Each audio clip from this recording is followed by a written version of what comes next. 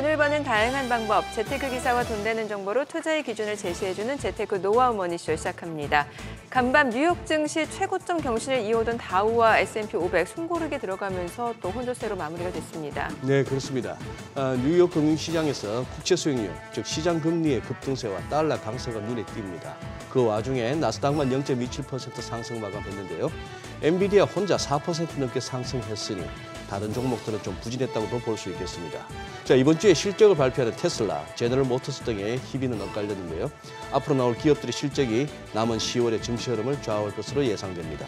금리 인하 속도가 늦어질 수 있다는 전망들이 나오면서 앞서 말씀드린 대로 10년물 국채 수익률 4.19%, 2년물은 4% 초반까지 급등하는 양상입니다. 네, 어제 국내 증시는 코스피, 코스닥 양시장 모두 상승했습니다. 유가증권 시장에서는 외국인과 기관이 매수를 나타내면서 2,600선 회복이 됐고요.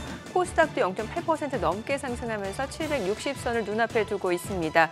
다만 외국인들이 삼성전자 29거래일 연속 순매도를 나타내고 있는 상황이고 이제 이번 주 또 SK하이닉스 실적 발표가 예정이 되어 있는데 또 오늘장에서는 두 종목의 흐름이 어떻게 나타날지 체크해 보시면 좋을 것 같습니다. AI 시대가 열리고 미국의 빅테크들도 충분한 전력 확보를 위해 원전에 주목하고 데이터 센터 늘리기에 열심인데요. 이에 따라 투자자들은 전력 투자 ETF로 시선을 돌리고 있습니다. 이러한 내용 중심으로 오늘 하우머니에서 ETF 시장 동향 알아보도록 하겠습니다. 네, 지금 보고 계신 머니쇼 유튜브와 SBS 비즈앱에서 실시간으로 시청 가능하니까요. 많은 시청 부탁드립니다. 그럼 먼저 빠르게 돌아가는 글로벌 증시 상황부터 정리해 볼까요? 도지은 아나운서 소식 전해주시죠. 굿모닝 마켓입니다. 사상 최고치 경신하던 다우지수와 S&P 500 지수 숨고르기 장세를 보였습니다. 국채금리가 치솟으면서 눈치 보기에 나선 건데요. 하지만 엔비디아처럼 좀처럼 눈치를 보지 않는 종목도 있습니다. 미 대선 앞두고 불확실성이 커지는 시장 정리해봅니다. 간밤 뉴욕 증시 3대 지수는 흐름이 엇갈렸습니다. 다우지수는 0.80%, S&P 500은 0.18% 하락한 반면 기술주 중심의 나스닥 지수만 0.27% 올랐습니다. 주요 종목들도 흐름 보시면 시가총액 상위 종목 1위부터 5위까지는 모두 오름세 보였는데요. 하나하나 좀 살펴보면 애플이 0.63% 올랐고 특히 엔비디아, 대형 기술주들 실적 발표 앞두고 AI 투자가 증가할 것이라는 기대 반영하면서 간밤 무려 4% 넘게 상승이 마감이 됐습니다. 하지만 엔비디아가 다른 반도체 종목들까지 모두 일으켜 세웠냐고 하면 그건 아닙니다. 마이크론이나 퀄컴, 마이크로칩 테크놀로지 등 대부분 반도체 업종은 하락했습니다. 마이크로소프트는 이어서 0.15% 상승했고 구글과 아마존도 각각 0.45%, 0.04% 상승 마감했습니다. 6위부터 10위도 보시면 메타는 0.23% 하락, 또 제약업종에 속하는 일라이릴리는 1%대 하락했습니다. 테슬라는 실적 발표 앞두고 마진율과 전기차 수요에 주목하면서 매물이 출회되면서 0.84% 하락했습니다. 이 밖에 아이온큐나 리제티 컴퓨팅 그리고 퀄컴 컴퓨팅 등 양자 컴퓨터 관련 기업들 상승세가 좀 두드러진 하루였는데요. AI가 가장 많이 필요로 하는 건 바로 전기입니다. AI로 인한 전력 수요 급증과 관련해 해당 산업이 효율적으로 크게 개선시킬 수 있다는 분석에 강세 보여왔는데요. 특히 미국의 자산운용사 채비 체이스 트러스트가 아이온큐에 대해서 AI 산업에 유망한 기업이라며 투자했다는 소식에 양자 컴퓨팅 관련 기업들 동반 강세 보였습니다. 미 대선을 앞두고 시장에서는 다시 한번 트럼프 트레이드가 부각이 되고 있습니다. 10월 중순 이후 트럼프 우위 결과가 치고 올라오고 있는 상황인데요. 주요 경합 지역이 트럼프 우위로 전환이 되면서 선거 인단수의 승자 독식을 감안해 트럼프의 승리 가능성이 더 높아지고 있습니다. 관련 이슈가 주식시장뿐만 아니라 금융시장 전반에 걸쳐 영향을 주고 있는 상황입니다. 문제는 트럼프 승리 가능성이 이처럼 높아지면서 재정 적자 확대 가능성, 즉 법인세 인하 등 세금 정책을 위한 채권 발행이 급증할 수 있다는 점입니다. 이 점 때문에 간밤 국채 금리가 급등세 보였습니다. 단기물인 2년물도 4%대, 10년물은 4.19%대까지 오르면서 12주 만에 사상 최고치 기록했습니다.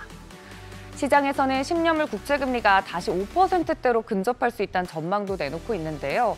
최근 미국 경제가 탄탄하다는 신호에 연준 인사들이 중장기적으로 금리가 빠르게 인하할 것 같지 않다는 발언까지 나오면서 중장기 국채금리가 지속적으로 상승해온 겁니다. 국채금리가 상승하면서 시장에서는 반도체, 바이오, 건설, 리츠, 금융 등 대부분의 업종 보시는 것처럼 하락했습니다. 다만 법인세 인하 기대 반영하면서 대형 기술주는 대부분 보합권에서 움직임 보였고요. 그런 와중에 엔비디아 개인들의 옵션 관련 수급과 목표 주가 상향 소식 반영하고 또 개인들의 포모 현상까지 겹치면서 나홀로 급등세 보인 것도 특징적입니다. 트럼프 재선 가능성이 높아지고 있는 만큼 과거 2016년과 지금 현재 시장을 비교 분석해보는 흐름도 나오고 있는데요. 차이가 좀 있다면 그때는 법인세 인하와 경기 회복기가 겹쳐서 주식시장이 크게 상승했던 반면 현재는 경기 둔화가 되고 있다는 점이 다릅니다. 이를 이유로 2018년과 시장 흐름을 비슷하게 보는 시각도 일각에서 존재합니다. 한편 컨퍼런스 보드는 미국의 경기 선행 지수가 마이너스 0.3%에서 보시는 것처럼 마이너스 0.5%로 마이너스 폭을 확대했다고 발표했습니다. 경기 우려는 여전히 높아지고 있는 상황에서 만약 트럼프 관세 부과 시 가장 큰 피해를 입는 곳이 어딘지 생각해보면 저희도 긴장하지 않을 수 없겠죠.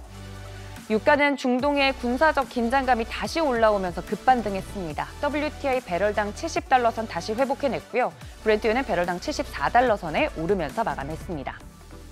트럼프 트레이드가 다시 부각되면서 시장의 긴장감이 감돌고 있습니다. 대선 불확실성을 실질적으로 극복해낼 수 있을지는 앞으로 지켜보셔야겠습니다. 굿모닝 마켓이었습니다.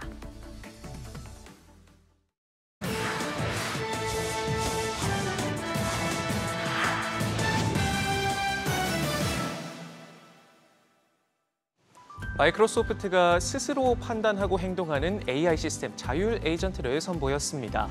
인공지능을 기반으로 기업 업무 시스템 보조 기능으로 단순 반복 작업부터 복잡한 의사결정까지 다양한 업무를 자동화할 수 있는데요. 다음 달 코파일럿 스튜디오에서 맞춤형 자율 에이전트를 구축할 수 있는 기능을 미리 보기 형태로 공개할 계획입니다. 마이크로소프트는 또 이와 함께 클라우드 기반의 자사 비즈니스 애플리케이션 플랫폼인 다이내믹스 365에 또 10개의 새로운 자율 에이전트를 추가한다고 밝혔는데요. 잠재 고객을 스스로 조사하고 우선순위를 지정하는가 하면 이메일을 통해 고객에게 연락하는 과정도 도울 수 있습니다. 사측은 포춘 500대 기업의 절반 이상이 이미 마이크로소프트 365 코파일럿을 사용하고 있고 이를 통해 기업들이 비용을 줄이고 창작 기간을 단축시키는 등 업무 성과를 높이고 있다고 강조했습니다. 그런가 하면 AI 검색 시장에서 구글의 대항마로 떠오른 퍼플렉시티는 다시 한번 투자 유치에 나서면서 이례적으로 빠른 성장세를 보이고 있습니다. 올해 들어서만 벌써 4번째 투자 유치를 추진하고 있는데요. 올해 초 자금 조달에 나섰을 때만 해도 기업 가치는 5억 달러, 우리 돈 7천억 원 수준으로 평가받았는데 올여름 30억 달러로 치솟았고 이번엔 80억 달러, 약 11조 원 이상을 목표로 해 10달 만에 15배 솟구쳤습니다. 퍼플렉시티는 오픈 AI 출신 CEO 아라빈드 스리니바스가 세운 회사로 그동안 SK텔레콤과 함께 소프트뱅크, 아마존 창업자 제프 베이조스 등이 투자자 명단에 이름을 올렸고요. AI를 기반으로 한 검색 서비스를 제공하면서 검색 공룡 구글의 아성에 도전장을 내밀고 있습니다. 이처럼 인공지능 광풍 속 AI 혁명에서 우위를 점하고자 하는 빅테크 벤처 캐피털들이 유망한 스타트업에 막대한 자금을 쏟아붓는 요즘인데요. 올해 들어 전체 펀딩 규모 중 AI 기업이 차지하는 비중은 27%로 1년 새 배 이상으로 늘어난 만큼 인공지능 전성시대라 해도 과언이 아닌 모습입니다. 혁신하면 빼놓을 수 없는 곳이 또 있죠. 바로 애플인데요. 뒤늦게 인공지능 시장에 뛰어들었지만 여전히 자신감을 내비쳤습니다. 팀 쿡 CEO는 월스트리트저널과의 인터뷰에서 애플 인텔리전스는 아이폰의 터치스크린처럼 혁신적이라며 이미 나의 생활을 바꿔놓았다 말했는데요. 그러면서 이런 기술들이 처음에는 비교적 작고 미미해 보일 수 있지만 후에 돌아보면 새로운 기술 발전 곡선으로 이동하게 한 중요한 순간이었다는 것을 알게 될 것이라고 자신했습니다. 애플은 다음 주부터 소프트웨어 업데이트를 통해 애플 인텔리전스 기능을 선보입니다. 다만 이마저도 모든 기능이 한 번에 제공되는 게 아니라 순차적으로 출시될 예정이어서 지난 6월 열린 개발자 회의 때부터 줄기차게 강조됐던 AI 기능은 내년이나 돼야 완전체가 될 것으로 보이고요. 각국 당국의 규제 이슈로 자칫하면 일부 지역에서 출시도 못할 처지에 놓여 있습니다. 이를 의식하기라도 한 건지 쿡 CEO는 애플 인텔리전스 기능이 단계적으로 출시되지만 고객에게 최선의 방법으로 개발됐다며 애플의 접근 방식은 다른 회사들과 근본적으로 다르다고 강조했는데요. 물론 뚜껑을 열어봐야 알겠지만 자신감보다는 다급함이 느껴지는 건 왜일까 싶습니다. 디즈니가 새 이사회 의장으로 모건 스탠리 CEO를 지낸 제임스 고먼을 선임했습니다. 내년 1월 2일부터 디즈니로 둥지를 옮겨 이사회를 이끌 예정인데요. 회사의 승계계획위원회 위원장도 맡고 있는 고먼은 후임 CEO를 물색하는 작업을 본격화할 계획이라면서 내후년 초면 새 CEO를 발표할 수 있을 것으로 예상했습니다. 디즈니는 구원투수로 돌아온 밥 아이거 CEO의 임기가 곧 끝나기 때문에 발등에 불이 떨어진 상황인데요. 고먼은 각 사업 부문별 수장이자 차기 CEO 후보로 꼽히는 지미 피타로 ESPN 회장과 조 시다마로 디즈니 익스피리언스 회장, 데이나 월든과 앨런 버그먼 디즈니 엔터테인먼트 공동회장 등 4명과 면담을 진행하는 등 본격적인 새 판짜기에 나서고 있습니다. 지금까지 글로벌 비즈였습니다. 어제장 이슈가 있었던 업종 살펴보는 기업 이슈 시간입니다.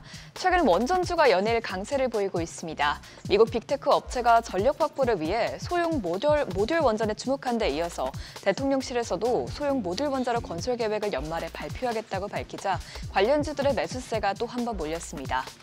대통령실은 SMR을 원자력 기술이면서 차세대 성장 동력이자 수출 주력 효자 상품이 될 수 있는 기술이라면서 SMR 4개 건설 계획이 제11차 전력 수급 기본 계획에 반영될 예정이라고 전했습니다. 또한 정부는 SMR 인허가 기준 개선 작업도 진행 중이라고 설명했는데요. 이처럼 최근 정부에서 SMR 도입 논의가 확대되면서 미국 등 주요국들의 움직임에 맞춰가려는 노력을 보이자 관련주들이 들썩였습니다. 이 소식에 어떤 기업들이 올랐는지 보면 우진엔텍이 18.8%, 또 G2파워와 BHI가 모두 8% 넘게 올랐고요. 한전기술이 5.26%, 우진은 5.04% 올랐습니다. 애플의 최신 스마트폰인 아이폰 16 시리즈의 중국 시장 판매량이 큰 폭으로 늘었다는 소식에 국내 아이폰 부품 관련주들이 강세를 보였습니다. 현지 시간 18일 시장 조사업체 카운터포인트에 따르면 아이폰 16 시리즈는 지난 9월 출시 이후 3주간 중국 판매량이 지난해 같은 기간 대비 20% 증가했는데요. 이는 지난해 아이폰 15이 중국 출시 후 전작 대비 4.5% 감소한 것과 비교됩니다.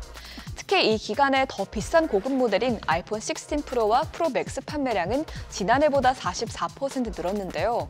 중국은 미국에 이어서 애플의 두 번째로 큰 시장이기 때문에 이번 판매량 증가가 가지는 의미가 크다는 평가가 나오고 있습니다. 또 증권가에서는 앞으로 중국에서 아이폰 판매량이 더 늘어날 것이라는 분석도 나오고 있는데 증권사 웨드보시는 아이폰 16의 중국 판매량은 AI 기반 슈퍼사이클이 시작되면서 내년에 강한 반등세를 보일 것이라고 전망했습니다. 이처럼 아이폰 수요 회복에 대한 기대감이 커지자 관련주들의 매수세가 몰렸는데요.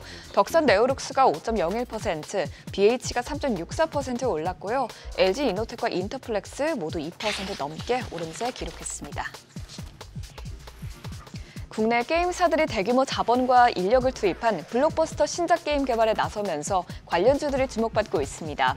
21일 업계에 따르면 카카오게임즈는 신작 아키에이지2 정식 게임명을 아키에이지 크로니클로 확정했고요. 내년 공개를 목표로 하고 있다고 밝혔습니다.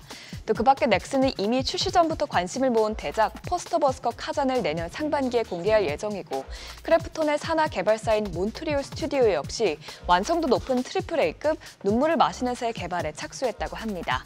또 이런 가운데 증권가에서는 크래프톤에 대한 실적 기대감이 커지고 있는 것도 관련주들의 투심을 자극했는데요.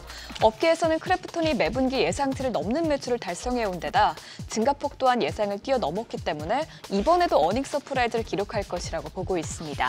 어제장 마감 상황을 보면 카카오게임즈가 6.21%, 넥슨게임즈가 5.23% 올랐고요. NC소프트와 펄어비스가 모두 3%대 상승세 나타냈습니다. 그룹 블랙핑크 로제와 브루노 마스가 협업한 신곡 아파트가 전 세계적으로 인기를 끌면서 엔터즈 주가가 모처럼 반등했습니다. 신곡 아파트는 중독적인 노랫말과 멜로디, 또 세계적인 팝스타 브루노 마스와의 협업이 시너지를 내면서 각종 차트 최정상에 이름을 올리고 있는데요. 세계 최대 스트리밍 서비스인 스포티파이에서는 10월 20일 기준 글로벌 일간 차트 2위에 올랐고요. 높은 스트리밍 수치에 힘입어 빌보드 핫 100 차트에서는 앞으로 15위권으로 진입할 것이라는 예측이 나오고 있습니다. 또한 주요 아티스트들의 컴백이 기대되는 것도 엔터주의 상승 모멘텀으로 작용했습니다. 하이브에서는 내달 방탄소년단 진의 솔로 앨범이 출시될 예정이고 내년에는 BTS의 모든 멤버가 군복무를 마치면서 완전체로서 복귀할 가능성이 나오고 있습니다. 또 어제 오후에는 SM 걸그룹 에스파와 하이브의 아일리시 동시 컴백하면서 흥행몰이가 기대된다는 점에서 관련주들의 매수세가 몰렸는데요. 어제장 마감 상황 보면 YG 플러스가 상한가에 거래됐고요. 레몽레이는 6.22% 올랐습니다. 또 지니뮤직이 4.84%, 하이브는 2.91% 오름세 나타냈습니다. 지금까지 어제장 이슈 살펴봤습니다.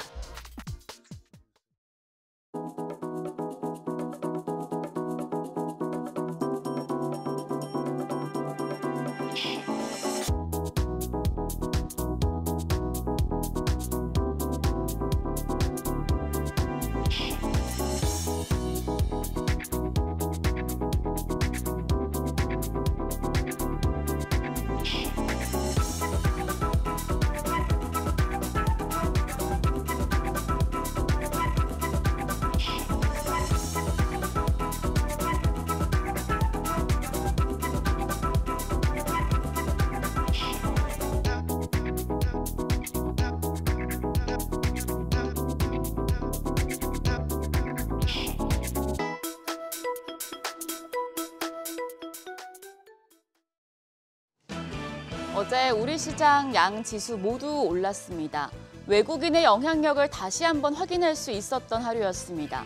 외국인이 순매수하기 시작하니 지수가 올랐는데 장중에 매수 규모가 축소되는 과정에도 동조화가 되면서 지수가 살짝 상승분을 반납하며 마무리됐습니다. 외국인 아직까지는 우리 시장에 다시 발을 살짝 담근 정도인데요. 외국인 투자자들이 완벽히 시장에 돌아올 날을 기다리며 어제장 복귀하겠습니다. 어제 코스피는 0.43% 올라 2604.92포인트, 2600에 다시 턱걸이했고요. 코스닥은 0.89% 상승해서 759.95포인트였습니다. 양 지수 모두 나흘 만에 반등했는데 외국인과 기관의 저가 매수세가 유입된 영향이었습니다.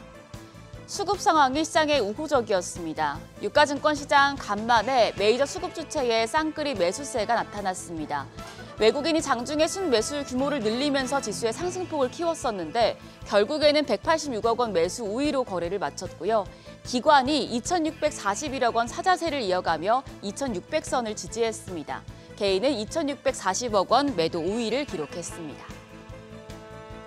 코스닥 시장에서도 외국인과 기관의 동반 사자세가 연출됐습니다. 여기서는 외국인이 1,575억 원 순매수했고 기관이 146억 원 매수 우위 기록했습니다.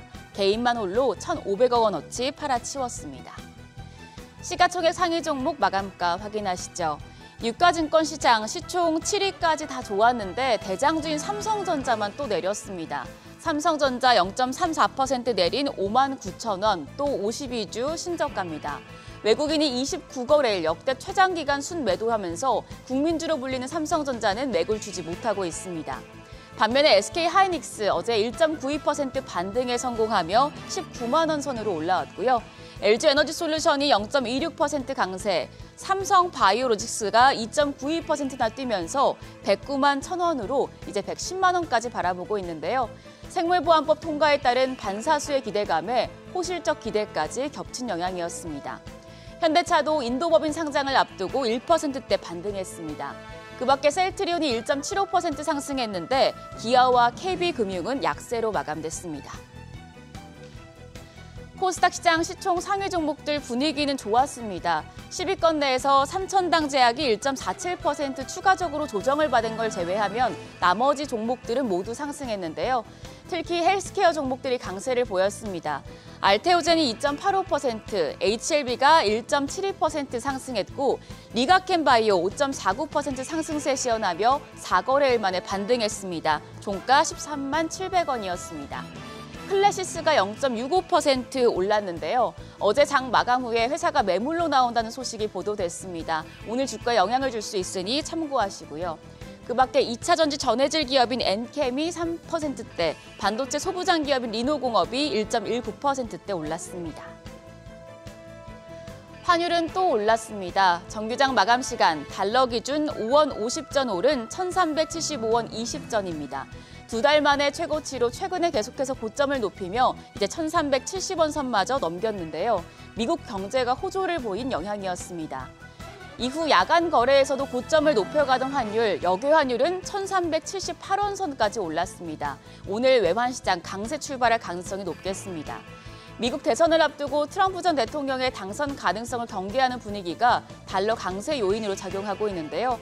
높아진 환율이 우리 시장에는 다소 부담이 될 수 있겠습니다. 오늘 시장의 빅 이벤트 중 하나는 현대차의 인도 증시 상장입니다. 현대차 인도 법인 상장이 인도 증시 사상 최대 규모로 앞서 주식 청약의 배정 물량의 2배 넘는 수요가 몰리면서 현대차 그룹은 이번 상장으로 약 4조 5천억 원을 조달하게 됐습니다. 국내 대기업이 해외 자회사 지분을 현지 증시에 직상장하는 건 이번이 처음인데요. 이에 따라서 국내 증시에서도 현대차를 비롯한 자동차 업종에 모멘텀이 될 것이란 기대가 커지고 있습니다. 증권가에서는 이번 현대차 인도 주식 상장이 기업 가치 제고에 긍정적이라고 판단하고 있습니다. 하나증권은 인도 법인 주식 매각 대금 중 관련 비용과 제세금을 뺀 약 3조 원 이상의 현금이 현대차로 유입되는데 이 중 일부가 자사주 매입과 소각에 사용될 가능성이 있다고 분석했습니다. 특별 주주 환원이 이루어진다면 현대차 주가의 흐름에 긍정적인 기여를 할 것이라며 목표 주가 31만 원을 제시했고요. KB증권 같은 경우에는 현대차보다도 부품사인 현대모비스를 탑픽으로 제시했습니다. KB증권은 이번 3분기 현대차와 기아의 영업이익이 예상을 하회하는 반면에 현대모비스의 영업이익이 컨센서스를 상회할 것이라며 이같이 밝혔습니다. 현대모비스는 신규 부품 납품이 증가하고 있고 수주 확대 가능성이 큰 데다 주주환원에 대한 기대감도 높아지고 있다고 설명했는데요. 현대차 인도 증시 상장의 실적 발표를 모멘텀 삼아서 현대차를 비롯한 자동차 업종이 좋은 퍼포먼스를 보여줄지 기대되고 있습니다.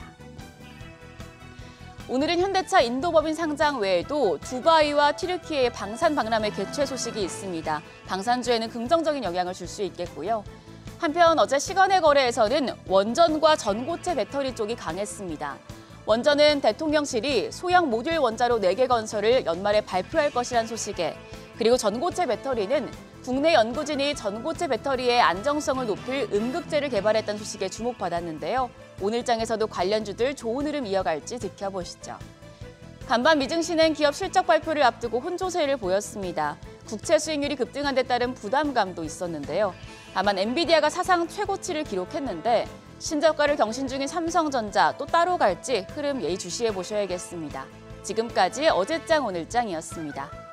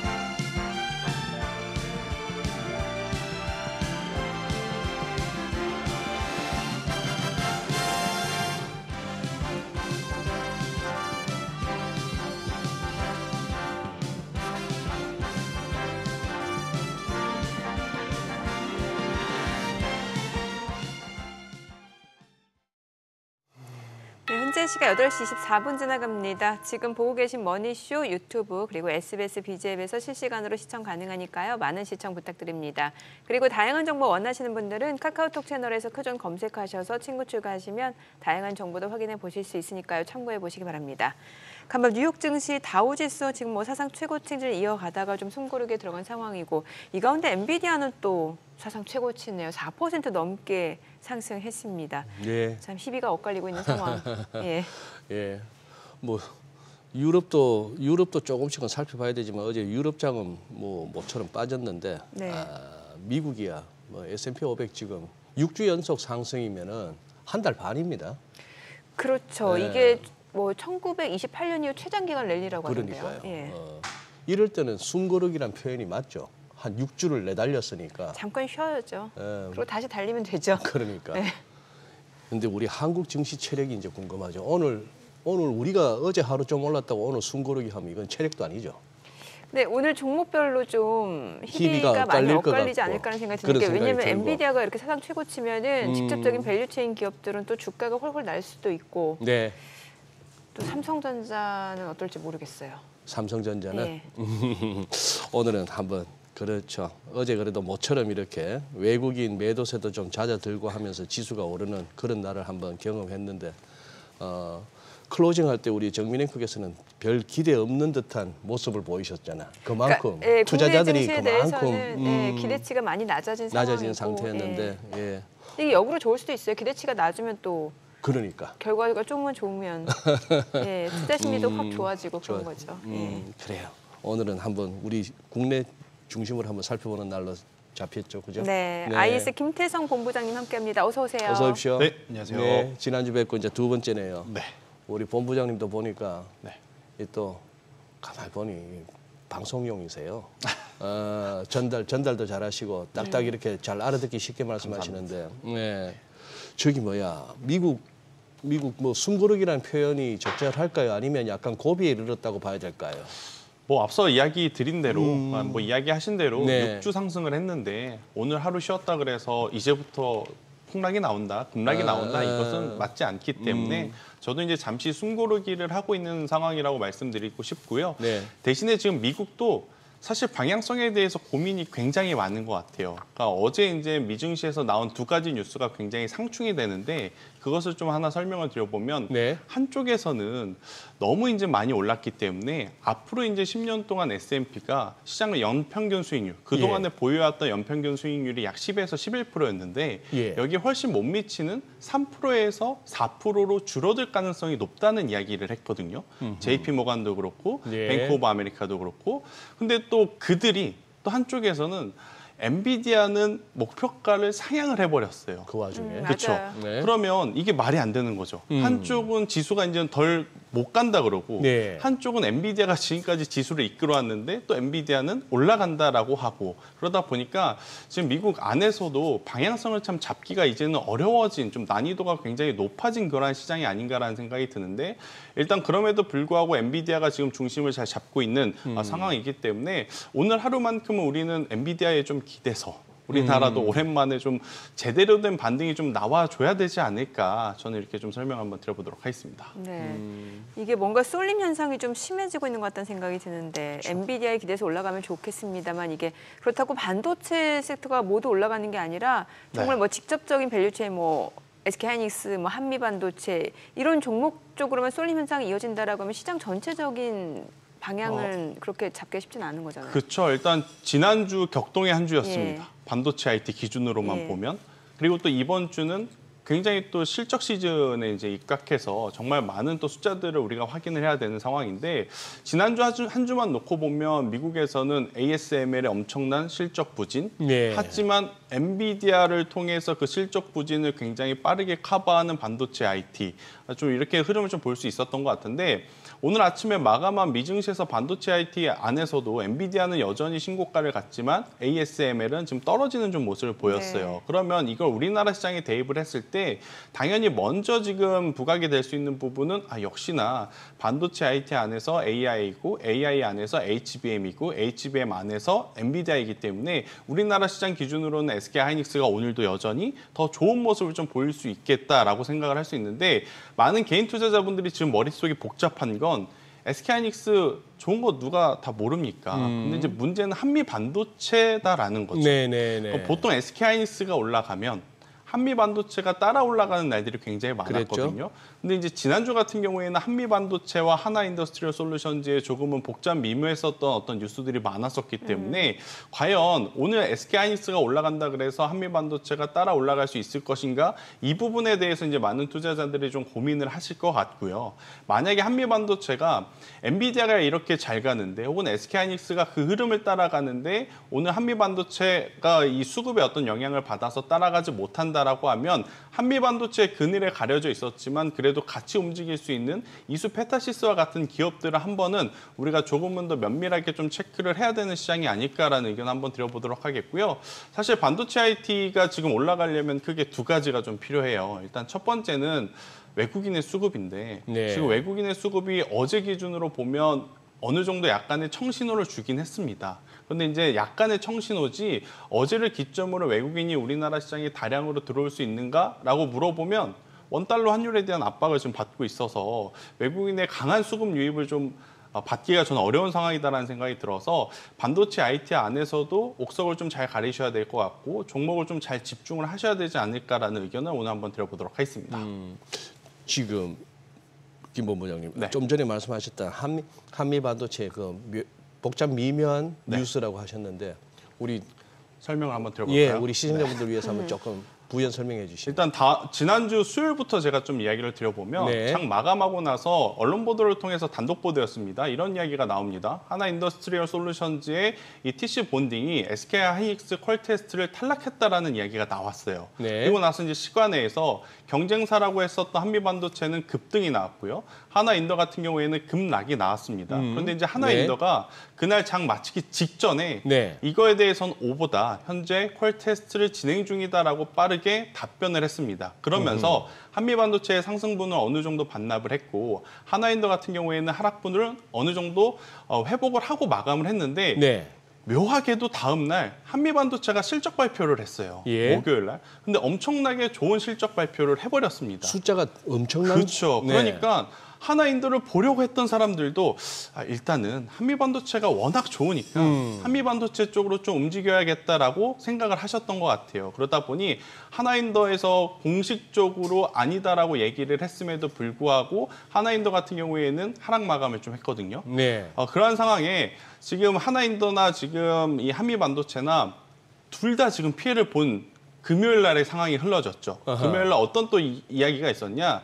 그러니까 한미 반도체의 어떤 개별 악재, 하나인더의 개별 악재가 아니라 우리나라 반도체 산업에 지금 어떤 악재로 적용이 될 수 있는 부분이 엔비디아에서 HBM3 12단 설계 변경을 한 다음에 납품을 해달라는 이야기가 있었다. 예. 이렇게 되면 우리나라 반도체 장비, 부품, 소재 기업들 우리가 예상한 것보다 납품이 지연이 되면 향후에 이제 가이던스가 낮아질 수도 있겠다라는 이야기가 나오면서 금요일 날 전반적으로 이제 급락이 나온 거거든요. 예. 근데 이제 어제 같은 경우에 반도체 IT 다수의 종목군들이 회복은 했습니다. 예. 근데 유독 그 두 가지 종목은 이제 수급의 꼬임 현상이 나타나서 그런지 수급.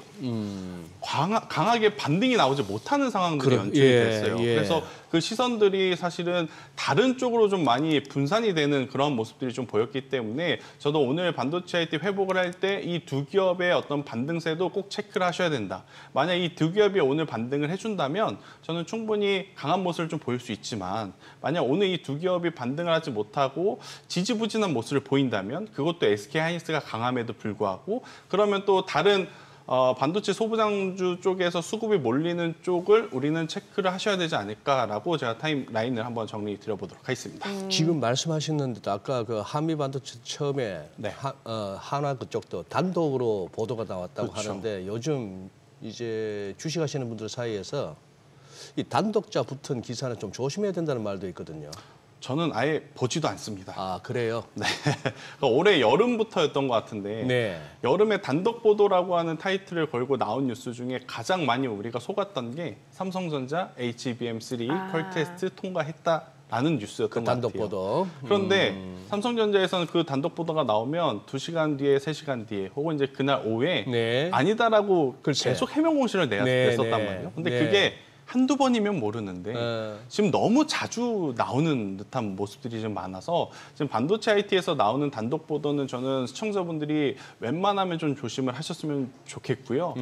이 부분에 대해서 그러니까 단독 보도를 했는데 이게 틀렸다라고 하면 좀 빠르게 정정을 저는 좀 해주셨으면 좋겠다라는 이야기를 드리고 싶어요. 네. 또 심지어 네. 지난주에 더 복잡하게 일이 갔었던 이유는 모 증권사에서 예. 한미 반도체 관련 리포트를 냈는데 예. 그 리포트 안에 그 단독 보도 기사를 복사해서 붙여넣어 버렸습니다. 이종까지. 네.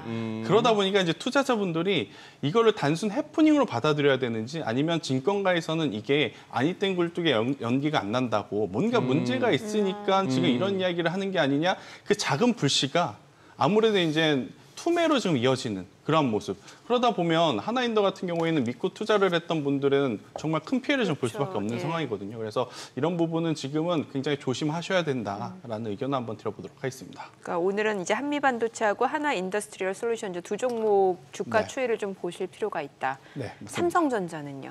일단 삼성전자는 사실 기대를 저도 많이 내려놨습니다. 아마 예. 많은 투자자분들도 같은 마음이실 것 같은데 지금 삼성전자 메리트가 있다면 장점이 있다면 딱 하나밖에 없습니다. 가격? 오만전자가 되었다라는 것 하나. 예. 그런데 여기서 이제 주가가 V자 반등이 나오려면 여러 가지 전제 조건이 있어야 되는데 그 조건 중에 하나인 HBM3 퀄테스트 통과 이야기는 어디에서도 지금 찾아볼 수 없다라는 게 가장 큰 문제다라는 거고요. 예. 일단 우리가 지난주에 ASML을 통해서도 TSMC를 통해서도 무엇을 확인할 수 있었냐면 레거시는 힘들다.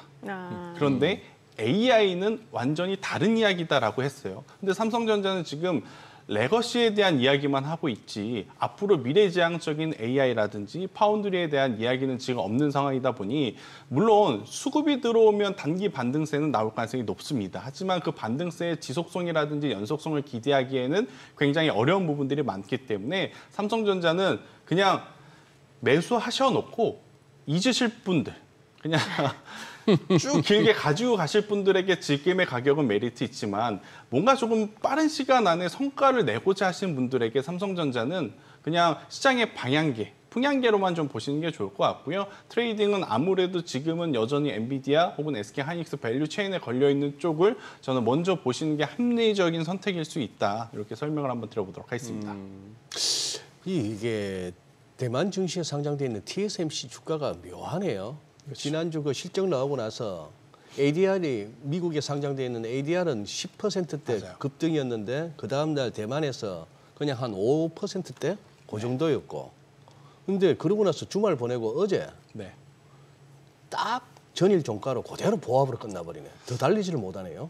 자, 여기서 이제 가냐 안 가냐의 이제 선택의 기로에 있는 것 네네. 같아요. 지금 TSMC랑 엔비디아랑 서로 니 탓이니 내 약간 갈등이 탓이니 지금 있죠. 하고 있죠. 약간 예. 둘이 안 좋다면서요. 그렇죠. 이제 블랙엘을 가지고 네. 지금 생산이 지연되고 납품이 지연되는데 예. TSMC는 너희들이 수율을 못 맞춰서 수율을 못 그렇죠. 맞췄어. TSMC는 너희들이 자꾸 설계 변경을 하는데 어떻게 우리가 수율을 맞춰주냐. 저는 이런 이야기를 하고 있는 그런 거거든요. 분위기. 네, 그런 상황에 사실 저는 엔비디아가 저는 개인적인 생각으로는 이렇습니다. 그러니까 TSMC를 조금은 본인들의 어떤 방향성으로 따라오게끔 길들이기를 하려고 그러는 것이 아닌가라는 생각이 들어요. 지금 이 구조에서 만약 삼성전자라든지 SK하이닉스라든지 새로운 어떤 부품 공급사가 예. 2원화, 3원화가 되지 않으면 예. 슈퍼을이 이제는 ASML에서 TSMC로 넘어올 가능성이 높거든요. 어허. 그렇기 때문에 지금 엔비디아는 그것을 좀 경계하기 위해서 자꾸 이제 TSMC를 좀 품질적으로, 수율적으로 괴롭히는 것이 아닌가라는 개인적인 생각은 하지만 일단 그것 때문에 가야 할 자리에서 지금 조정이 나온 하지만 또 그 조정을 빠르게 회복을 하다 보니 이제 투자자분들은 베팅을 해? 말어? 더 가져가? 아니면 손절해? 지금 고민이 많을 것 같은데 제가 지난주에도 이런 이야기를 드렸어요. 엔비디아는 가는 방향 그대로 따라가는 게 좋다. 우리가 미리 예단을 하지 말자. 그래서 엔비디아가 역사적인 신고가를 갔기 때문에 TSMC 또한 저는 충분히 더 올라갈 수 있다. 그런데 삼성전자는 TSMC 다음 2위 기업이나 그 격차가 너무 지금 큰 상황이라서 네. 삼성전자가 그 수혜를 고스란히 받을 가능성은 기대감을 좀 낮게 가져가고 우리나라 시장에서 대입을 한다면 여전히 SK하이닉스 쪽을 보는 게 더 유리하겠다라고 저는 설명을 드리겠습니다. 네. 저는 또 이쪽도 여쭤보고 싶은데 그 원전 쪽 있잖아요. 네. 그 AI 데이터 센터 이게 가동을 하려면 어마어마한 전력이 네, 그렇죠. 소요가 될 수밖에 없는데 네. 그렇기 때문에 이제 최근에 보면 미국 쪽에서 뭐 뉴스케일 파워라든지 이런 소형 모듈 원전 쪽 이쪽도 굉장히 주가가 핫한데 네.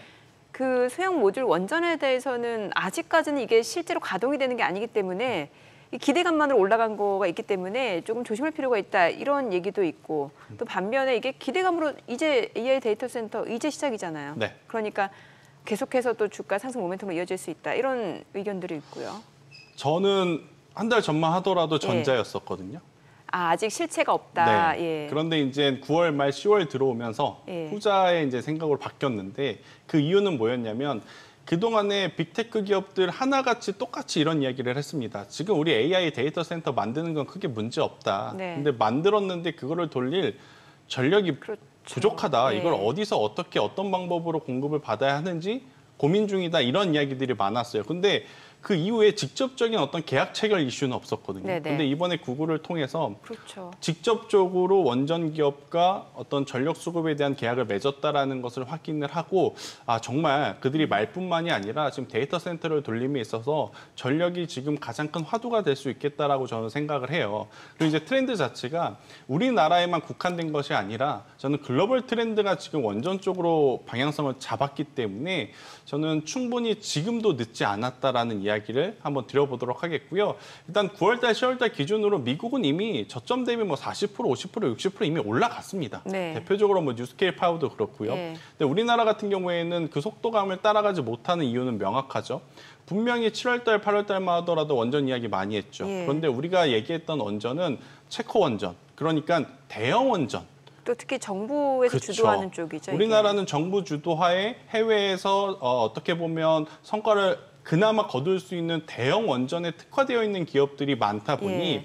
이 SMR이라고 하는 소형 원전이라고 하는 분야에서는 사실 두각을 나타낼 수 있는 기업들이 많지 않았거든요. 그러게요. 예. 하지만 이제 그 안에서도 그래도 SMR 관련한 종목을 좀 이어서 좀 체크를 해보면 두산 에너빌리티가 여전히 대형에서도 유일하고 소형에서도 굉장히 좋은 기술력을 갖고 있어서 두산 에너빌리티를 필두로 지금 많은 기업들이 움직이고 있다고 좀 보시면 될 것 같고요. 일단 두산 에너빌리티는 체코에 두산 스코다 파워라고 하는 기업을 가지고 있어요. 네. 지금 우리가 체코 원전 이야기를 했잖아요. 네네. 왜 우리나라가 체코 원전 수주에 유리하다라고 생각을 했었냐면 가격적인 부분도 그렇고 그 낮은 가격을 왜 어떻게 만들어낼 수 있었냐면 두산 에너빌리티가 체코 안에 이 스코다 파워 그러니까 부품사를 가지고 있었기 때문에 이제 가능한 그러한 상황이었거든요.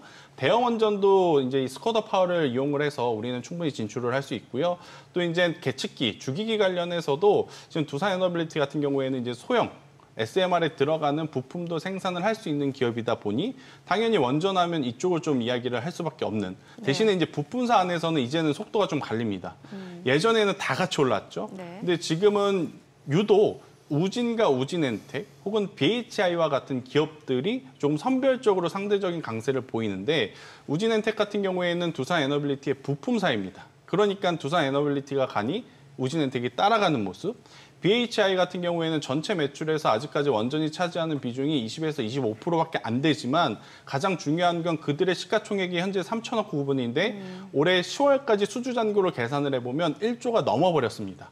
그러니까 시가총액 대비 수주 잔고가 이미 3배, 4배 지금 잡혀 있는 기업이라 이쪽은 거기서 나온 캐시카우 그러니까 현금 창출을 해서 원전에 투자할 수 있겠다라고 투자자들이 이제 많이 공감을 하는 것 같아요. 그래서 지금은 원전은 여전히 대장은 두산 에너빌리티를 보지만 부품사는 그 안에 맥락들을 여러분들이 면밀하게 좀 살피셔야 될 것 같아요. 그냥 예전에 갔으니까 이번에도 가겠지 그런 어떤 커플링 매매로 생각을 하셨다가는 낭패로 보실 가능성이 굉장히 높다 생각이 들고 있고요.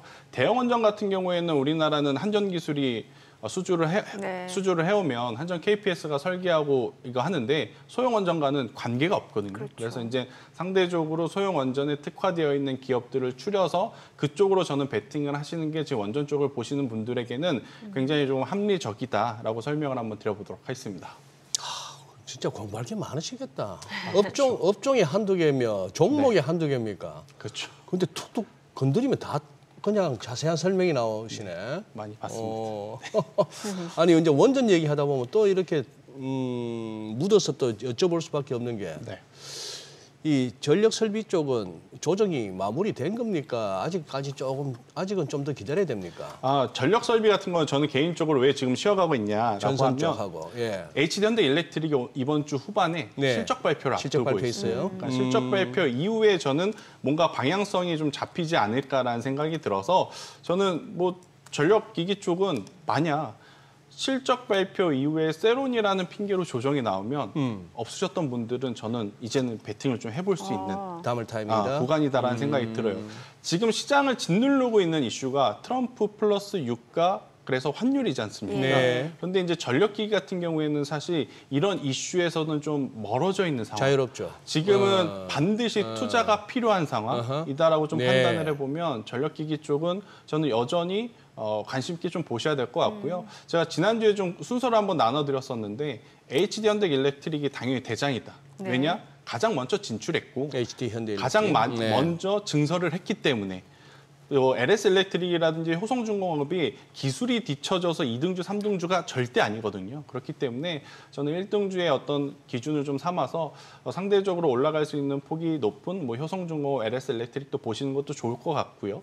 그리고 이제 이 변압기만 있으면 의미가 없습니다. 예. 송전망, 배전망도 있어야 되기 때문에 네, 네. 우리나라 전선주들도 당연히 지금 같이 보셔야 되는 그런 상황이고 우리가 전선주 이야기하면 같이 붙여서 어떤 원자재를 가장 많이 보냐? 구리에 대한 이야기를 많이 하죠. 예. 구리 같은 경우에는 참 지금 어떻게 보면 가격을 예측하기는 어렵지만 예전에 막 KBI 메탈 이런 종목 그렇죠. 움직였잖아요. 그런데 그쪽은 사실은 그렇게까지 또 우리가 보실 필요는 없을 것 같아서 저는 전선주에 국한해서 보신다면 대한전선을 좀 보시는 게 좋을 것 같아요. 왜냐 대한전선은 원래는 육상 케이블만 했었던 네. 기업이거든요. 그리고 이제 LS가 육상 플러스 해상 케이블을 했었던. 근데 지금 대한전선이 작년부터 올해 유상증자를 2번 했습니다. 엄청나게 크게 했어요. 근데 이제 유상증자에도 이유가 있거든요. 근데 그 목적을 뭐라고 설명을 했냐면 우리 해상 케이블 하는데 돈 쓸 거다. 그러니까 유상증자를 하니 이해해줘라라는 식의 어떤 뉘앙스였어요. 근데 실제로 이 해상 케이블을 하는데 들어가는 포설선이라는 것을 인수를 했더라고요. 그 유상증자 이후 한 달 안으로. 그러면서 최근 해상 케이블에 대한 매출이 점점 잡혀가는 수주 공시가 나오고 있는 상황이라 기존의 육상 케이블 쪽 잘하면서 플러스 해상 케이블 쪽까지 잘하는 지금 흐름을 놓고 보면 성장 스토리는 전선주들 안에서 대한전선이 가장 좋지 않을까 저는 이렇게 좀 생각이 들어서요. 대한전선을 체크를 해보시는 것도 괜찮다는 의견 한번 드려보도록 하겠습니다. 가온전선이 LS 쪽인가요? 그렇죠, 맞습니다. 그럼 좀 그쪽 약간 뭔가 안정적이면서도 뭔가 테마적이지 않은 걸 원하시는 분들은 또 가온전선도 좀 관심 있게 보시는 것 같던데. 일단은 올 초의 흐름을 보면 예. 가온전선이 대장이긴 했어요. 예. 네, 가온전선이 대장이긴 했지만 제가 조금 더 보는 건 육상만 하는 것보다 해상만 하는 것보다 둘 다 하는 게 저는 더 지금은 아무래도 이제 차별화된 부분이 아닌가라는 네. 생각이 들었어요. 대한전선도 꼭 한번 체크를 해보셨으면 좋겠다는 의견 드리겠습니다. 지금 본부장님 말씀 듣고 대한전선 바로 한번 차트를 한번 띄워보니까 네. 와 이거 뭐야? 2007년 11월에 84만 4천 원? 네. 그리고 지금 현 시세는 12,290원인데 이게 왜 이렇게 차트에 감자 100%, 감자 플러스 액병, 액면 병합, 무슨 뭐 이런 화살표에다가 이렇게 액병 권리 뭐 이렇게 사연이 많죠 이 회사 이 종목은. 네, 일단 뭐 대한전선도 대한전선이지만 일단 네. 전선주들이 사실은 아마 많이들 기억하실 거예요. 2020년도에서 2021년도 딱 넘어오면서 예.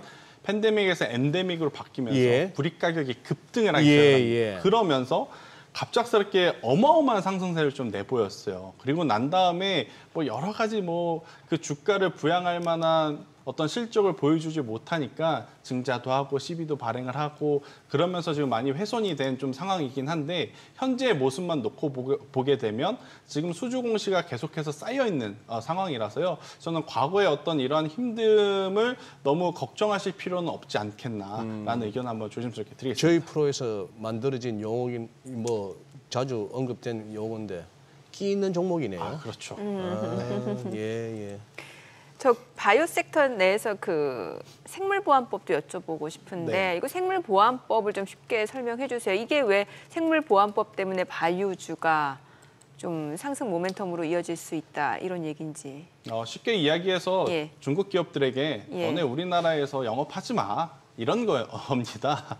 그러니까 중국 바이오 그렇죠. 쪽 중국 업체. 바이오 쪽. 예. 그러니까 중국에 지금 여러 가지 바이오가 있지만 나스닥에 상장되어 있는 우시그룹을 공격을 하는 거거든요. 네네. 그러니까 우시그룹 같은 경우에는 지금 미국 내 매출, 그러니까 우시그룹 전체에서 발생하는 매출 중에 40%가 미국 시장에서 발생을 해요. 그러니까 반도체 쪽을 옥죄듯이 2차 전지를 옥죄듯이 제약바이오도 옥죄기 위해서 지금 생물보안법이라고 하는 어떤 그 슬로건을 가지고 지금 이제 중국 기업들을 굉장히 강하게 옥죄는 상황인데, 그러니까 반도체뿐만 아니라 바이오 쪽까지도 지금 중국을 때린다라는 그렇죠. 거네요. 예. 그러니까 이제 이 우시바이오, 그러니까 우시그룹이 하는 쪽은 CMO, CDMO라고 좀 보시면 돼요. 예. 위탁, 개발, 생산.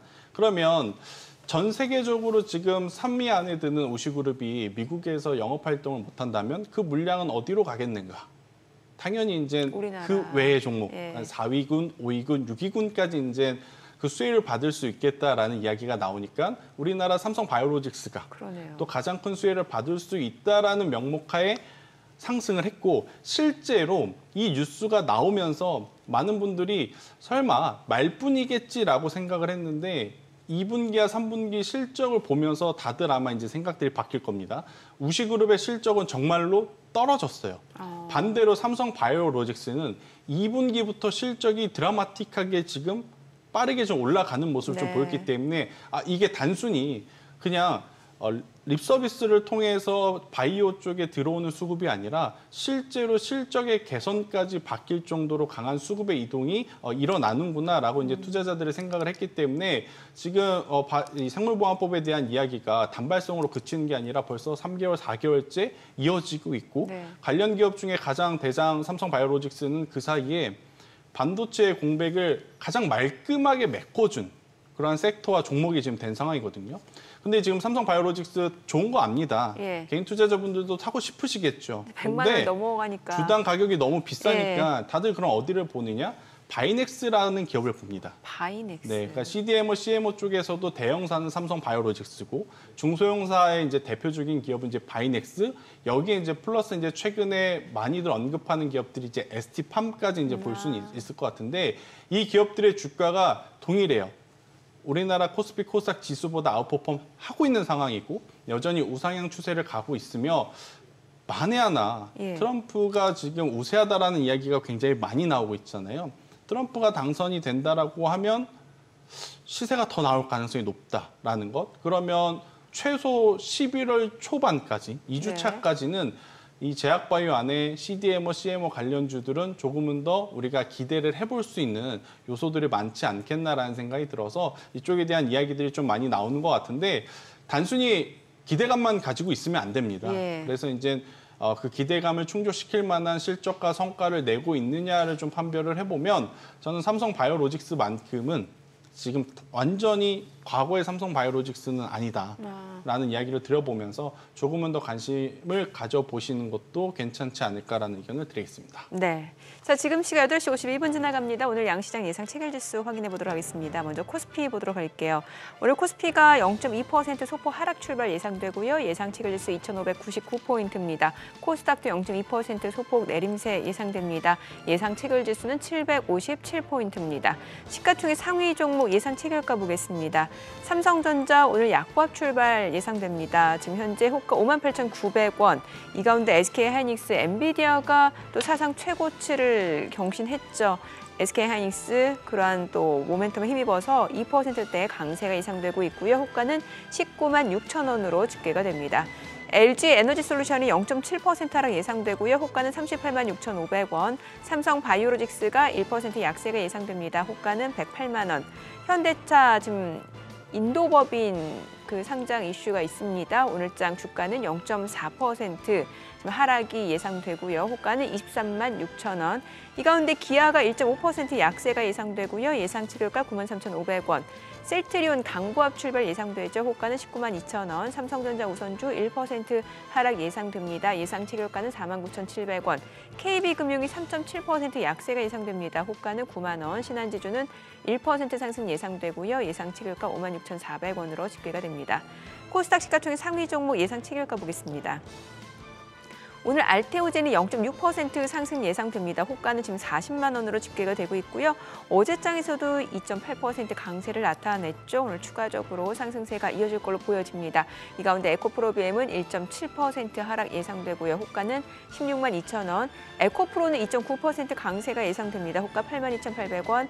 HLB, 리가캠바이오 지금 호가에서는 뭐 아직까지 큰 움직임 나타나지 않고 있는 상황이고 엔캠이 0.7% 상승 예상됩니다. 어제 3% 반등을 보여줬고 오늘 추가적으로 상승세가 예상됩니다. 호가는 18만 7천 원. 클래시스가 0.6% 하락 예상되고요. 클래시스 호가가 지금 3% 하락 예상되네요. 호가 59,900원. 휴젤 0.5% 상승 예상되고요. 예상치가 28만 8천 원. 삼천당제약 지금 강보합 출발 예상되고요. 셀트리온 제약은 1.9% 상승 예상되면서 호가는 66,700원으로 집계가 되고 있습니다. 자, 이제 개장까지 5분여가량 남았는데요. 일단 뭐 지금 전반적으로 봤을 때는 확실히 좀 종목 장세인 건 맞는 것 같습니다. 뭐 지금 주도주가 딱히 부각되는 것도 아니고 어제장도 보면은 왜 가격벨트가 부각되는 섹터 쪽으로 좀 움직임이 있었잖아요. 예, 그렇죠. 예. 저 정도면 뭐 낫배드인데요. 낫배드?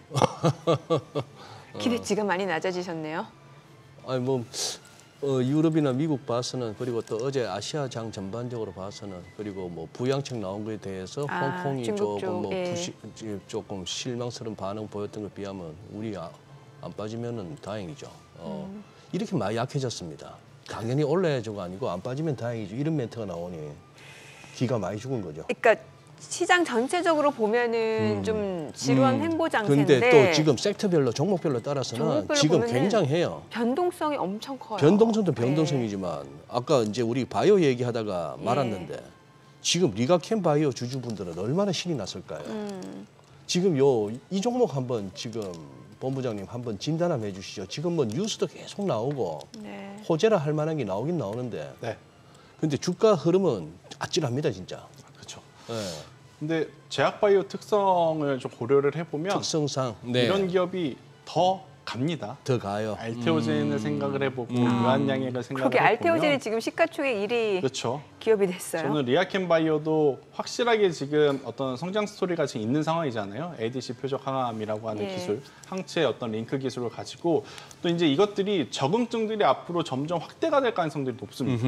그렇다라고 하면 처음에 이 기업들이 어떤 시장의 규모 파일을 100이라고 이제 설정을 하고 들어왔지만 이렇게 기술이 이제 성공을 하고 기술 이전에 대한 이야기들이 나오게 되면 적응증들이 확대가 되면서 100이 아니라 200, 300 목표치를 더 높게 잡을 수 있는 상황이고 실제로 이제 그 목표치를 달성을 해 보일 수 있는 그런 상황이기 때문에 저는 리가캠바이오가 되었든 뭐 유한양의 알테오젠이 되었든 조금은 더 보시는 게 맞지 않을까. 어차피 지금 금리 인하 시기로 내려가면서 특히 이제 빅테크, 그러니까 논테크 기업들에 대한 관심도는 저는 반드시 필요하다라는 생각이 들어요. 그러면 논테크 기업들 중에 가장 어떻게 보면 시장을 주도할 수 있는 게 우리나라에서는 이제 바이오, 제약 바이오이기 때문에 특히나 이제 기술 이전, 기술 수출, 그로 인해서 로열티를 받을 수 있는 기반이 마련되는 기업들은 매도를 하시더라도, 그러니까 수익 실현을 하시더라도 한 번에 다 팔고 나중에 또 사야지 이런 것보다도 조금씩 매도를 했다가 또 중간중간에 숨고리가 나오면 다시 좀 샀다가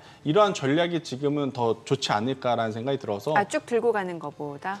저는 제약바이오에 대한 신뢰도가 그렇게 높은 투자자는 아니거든요. 그러니까 워낙 변수가 많으니까 일단 좋은 이야기들이 나와서 가지고 가시되 조금 이제 시세가 나올 때쯤 되면 이제 조금씩 저는 좀 매도를 하시면서 수익을 확정을 지어야지 반도체처럼 무조건 쭉 들고 간다? 이거는 저는 좀 위험할 수 있을 것 같아요. 뉴스 한 줄에 혹은 이제 공시 하나에 갑작스럽게 또 급변할 수 있는 게 또 제약바이오이기도 하고 우리가 HLB를 통해서 얼마만큼 많이 당했습니까? 수년간 얼마나 많은 횟수를 이제 그렇게 당했기 때문에 저는 뭐 리가캠바이오나 다른 기업들도 그렇다라는 건 아니지만 일정 부분의 리스크 관리는 제약바이오는 좀 필요하다. 저는 이렇게 이야기를 드리겠습니다. 여기는 진짜 끝물에 잘못 올라탔다거나 몇 년 고생하죠. 바이오는. 몇 년이 아니라 다시 못 볼 수도 있고. 다시 못 볼 수도 있고. 맞아요. 아니 제약바이오가 그 위탁 생산 개발 업체도 있습니다만 최근에는 보면 또 비만 치료제 쪽도 굉장히 핫하잖아요. 그렇죠. 특히 이제 위고비가 드디어 우리나라에 이제 출시가 되면서 뭐 관련 직접적인 기업이 아니다 하더라도 뭐 판매한 뭐 블루엠텍이라든지 아니면 또 펩트론 좀 다른 결이긴 합니다만 뭐 일라일리하고 플랫폼 기술평가 계약도 있고 이런 종목들이 좀 테마로 움직이다 보니까 굉장히 좀 변동성이 크거든요. 근데 이번에 그 유통사들의 고민은 아무래도 마진율일 겁니다. 뭐 우리가 블루엠텍 같은. 블루엠텍, 나노엠텍이 이제 대표적인 기업인데 우리가 생각한 것보다 이들이 중간에서 취하는 마진율이 적다면 아무래도 실적 발표 이후에 엄청나게 강하게 또 세론 뉴스가 나올 가능성이 높거든요.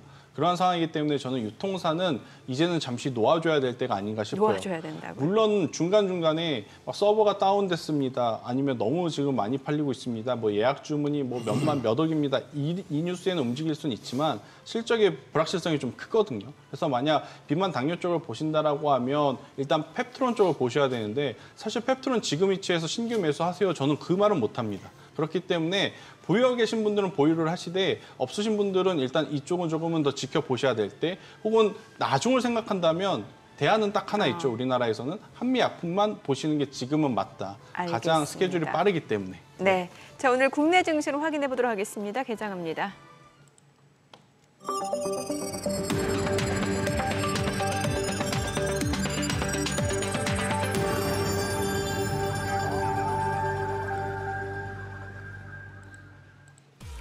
네, 10월 20일 화요일 국내 증시 개장했습니다. 간밤 뉴욕 증시 다우지수 0.8% 떨어지면서 숨고르게 들어간 모습이었고요. 나스닥은 엔비디아가 좀 상승을 주도한 모습이었던 것 같습니다. 엔비디아 4% 넘게 급등하면서 사상 최고치를 경신하는 모습이었고 지금 전반적으로 미국에서는 이제 상장사들의 실적에 대한 기대치가 많이 낮아진 상황이고 경기는 탄탄하다는 측면에서 미 연준의 금리 인하 속도가 좀 나타날 수 있다. 그렇기 때문에 이제 10년물 국채 수익률이 4%를 넘어서고 있는 상황입니다. 오늘 국내 증시 또 어떤 출발을 보여주는지 지수부터 좀 체크해 보겠습니다. 코스피가 약보합으로 2,600포인트 그리고 코스닥도 역시 소폭 하락으로 758포인트 양시장 보합권 출발 보여주고 있고요. 시가총액 상위 종목 시초가 보겠습니다. 삼성전자 0.3% 떨어집니다. 58,800원이고요. SK하이닉스는 1% 넘게 올라갑니다. 193,600원. LG에너지솔루션이 0.7% 떨어집니다. 386,500원이고 삼성바이오로직스가 0.7% 올라갑니다. 197,000원. 현대차가 0.4% 떨어집니다. 오늘 인도법인 상장이죠. 236,000원. 그리고 기아가 1% 하락으로 94,000원이고요. 셀트리온 약보합 191,600원, 삼성전자 우선주가 소폭 떨어집니다. 51,100원이고 KB금융 0.3% 하락합니다. 93,200원, 신한지주 강보합권으로 56,000원에 거래되고 있습니다. 코스닥 시가총액 상위 종목 시초가도 보도록 하겠습니다. 오늘 알테오젠이 약보합으로 397,000원이고요. 에코프로비엠 0.6% 떨어집니다. 163,900원. 에코프로도 1% 떨어집니다. 79,600원. HLB가 0.7% 내림세로 74,400원이고요. 리가캠바이오가 0.4% 하락합니다. 132,200원. 엔캠이 0.4% 내림세 184,800원이고요. 클래시스가 오늘 좀 많이 떨어집니다. 지금 8% 하락으로 56,800원에 거래되고 있습니다.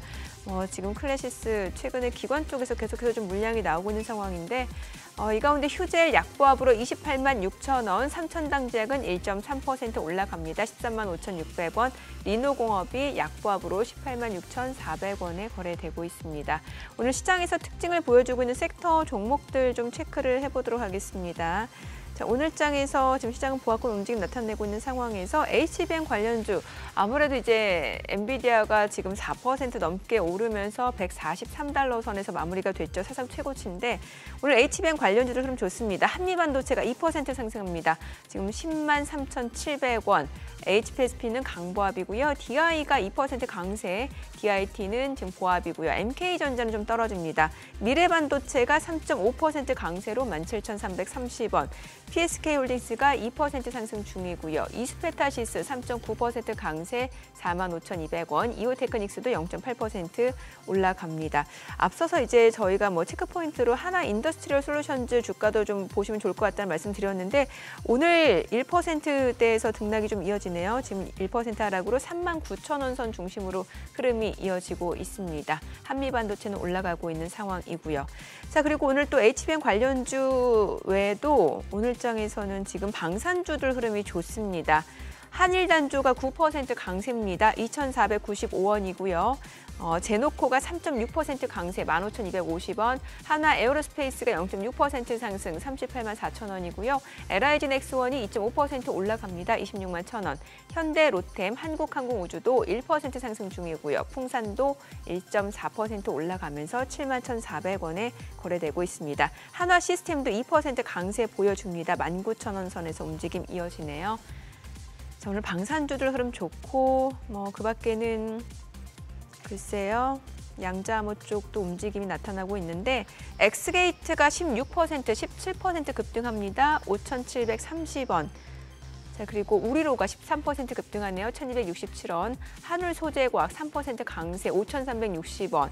KCS도 7% 강세입니다. 자, 지금 보시다시피 예전에 양자암호 쪽에서 움직이던 종목들과는 지금 좀 교체가 좀 이루어지고 있는 상황이에요. 그러니까 조금 소외됐던 쪽에서 다시 한번 또 매수세가 좀 유입되고 있는 모습이라고 보시면 될 것 같습니다. 자, 지금 시각 9시 5분 향해 갑니다. 수급 상황 좀 체크를 해보도록 하겠습니다. 오늘 유가증권 시장에서는 개인 투자자 순매수 보여줍니다. 777억 원 순매수고요. 외국인과 기관은 각각 270억 원, 526억 원 매도 우입니다. 코스닥도 마찬가지로 개인 투자자 홀로 순매수입니다. 600억 원 매수 우이고요. 외국인과 기관은 각각 238억 원, 346억 원 매도 우이 나타내고 있습니다. 환율 체크해 보겠습니다. 저희는 이제 달러원 환율 전일 정비장 마감 대비로 알려드리고 있는데 달러원 환율 오늘 3원 90전 상승한 1,379원 10전에 개장이 됐습니다. 달러 강세, 미국의 10년물 국채 수익률 올라가고 있는 상황이고. 네. 그러네요. 어느덧 또 1,380원대까지 왔네요. 그러니까요. 달러형 환율 150엔 올라서 버렸고. 지금은 좀 여기는 숨고르기도 없네요.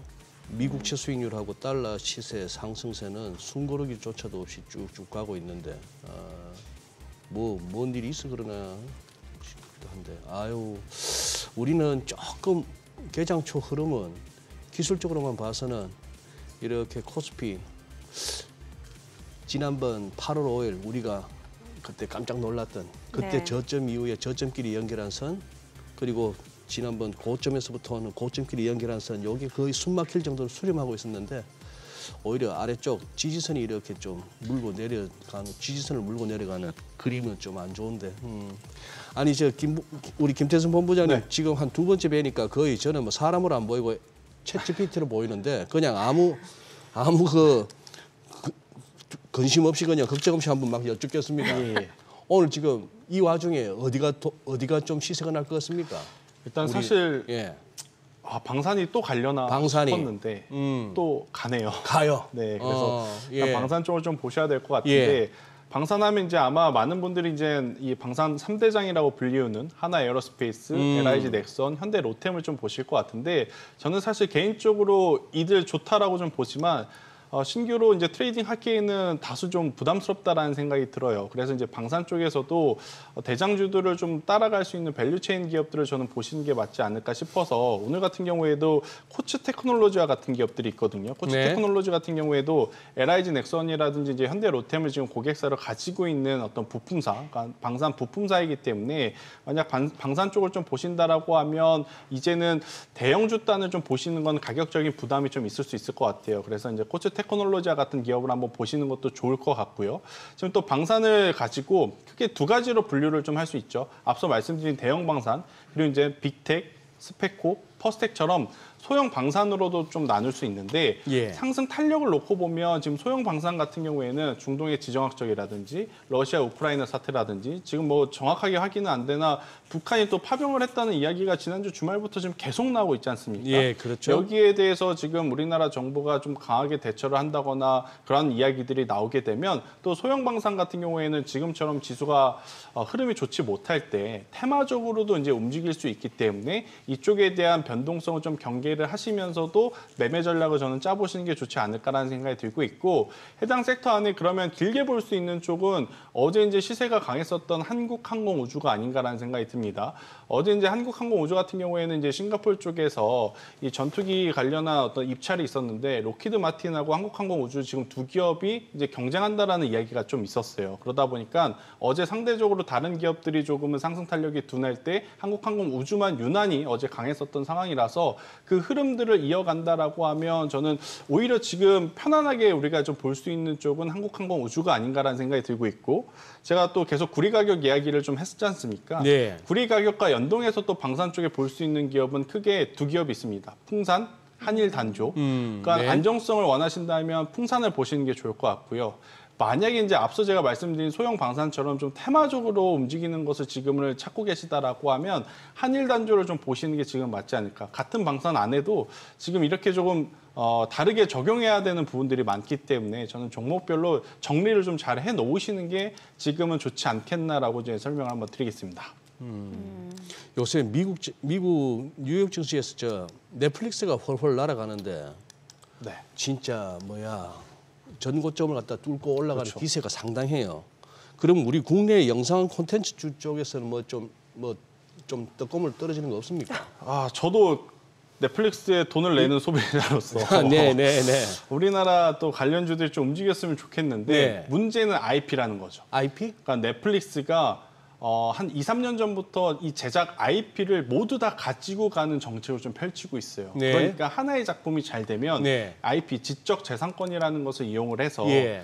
만약 넷플릭스의 컨텐츠가 잘 되면 그걸로 게임을 만들 수도 있고 그걸로 애니메이션이라든지 재가공을 통해서 수익을 창출할 수 있거든요. 예. 근데 이제 그걸 IP가 가지고 있어야 거기서 나온 수익을 가져갈 수 있습니다. 근데 우리나라 지금 제작업체는 어쩌다 보니까 외주 제작업체가 돼버렸어요. 그냥 제작만 해주고 아하. 그 IP에 대해서 어떤 기준, 주인이 안 되니까 네. 아무리 좋은 작품을 만들었다 한들 추가적인 수입에 대한 고민이 지금 생길 수밖에 없는 것 같아요. 그러니 스튜디오 드래곤, 컨텐트리 중앙 이러한 기업들이 우리 머릿속에 잊혀진 지 이미 오래지 않습니까?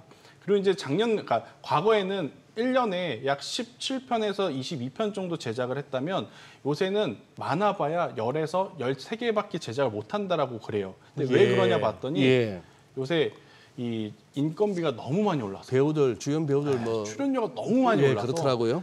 만들래야 만들 수가 없는 상황. 그런데 IP라도 가지고 있으면 하나 흥행을 했을 때 그걸 가지고 다시 재투자를 할 수 있는 상황인데 그것도 안 되다 보니까 제작 환경 자체가 계속해서 좀 다운되는. 그러니까 물론 지금 반등은 나올 수 있습니다. 워낙 2년에서 3년 동안 맥을 못 추고 조정이 나왔기 때문에. 하지만 연속성에 대한 부분은 지금 저는 고려를 해본다라고 하면 여기서도 이제 종목을 조금 잘 추리셔야 될 것 같은데 저는 컨텐츠 쪽을 보신다면 지금 시점에서는 쇼박스라는 기업을 한번 꼭 보셔라. 쇼박스? 네, 쇼박스는 컨텐츠를 제작하면서 영화관을 좀 갖고 있습니다. 네. 그러니까 올해 상반기에 파묘라고 하는 작품이 엄청나게 큰 인기를 끌었고요. 지금 이제 사흘이라고 하는 작품이 지금 준비를 하고 있어요, 영화를.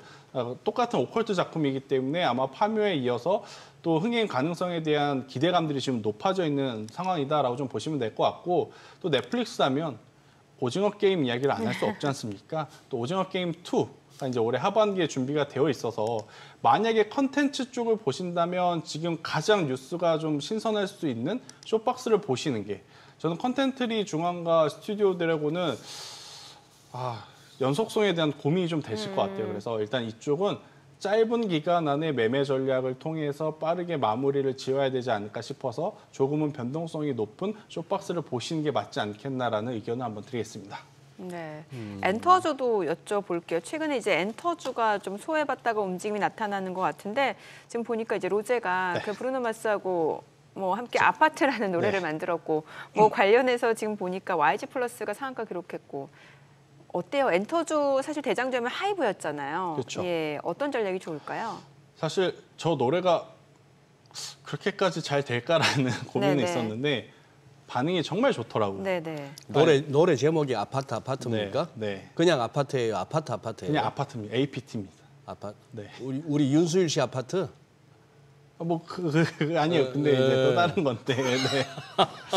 일단 어제 이게 이제 엄청나게 핫해지면서 YG 플러스가 상한가에 갔습니다. 근데 이제 여기서 고민을 해야 될 건 본진이라고 생각하는 YG 엔터테인먼트는 움직이지 않았어요. 그러니까 YG 엔터테인먼트는 계속 고민이 될 수밖에 없죠.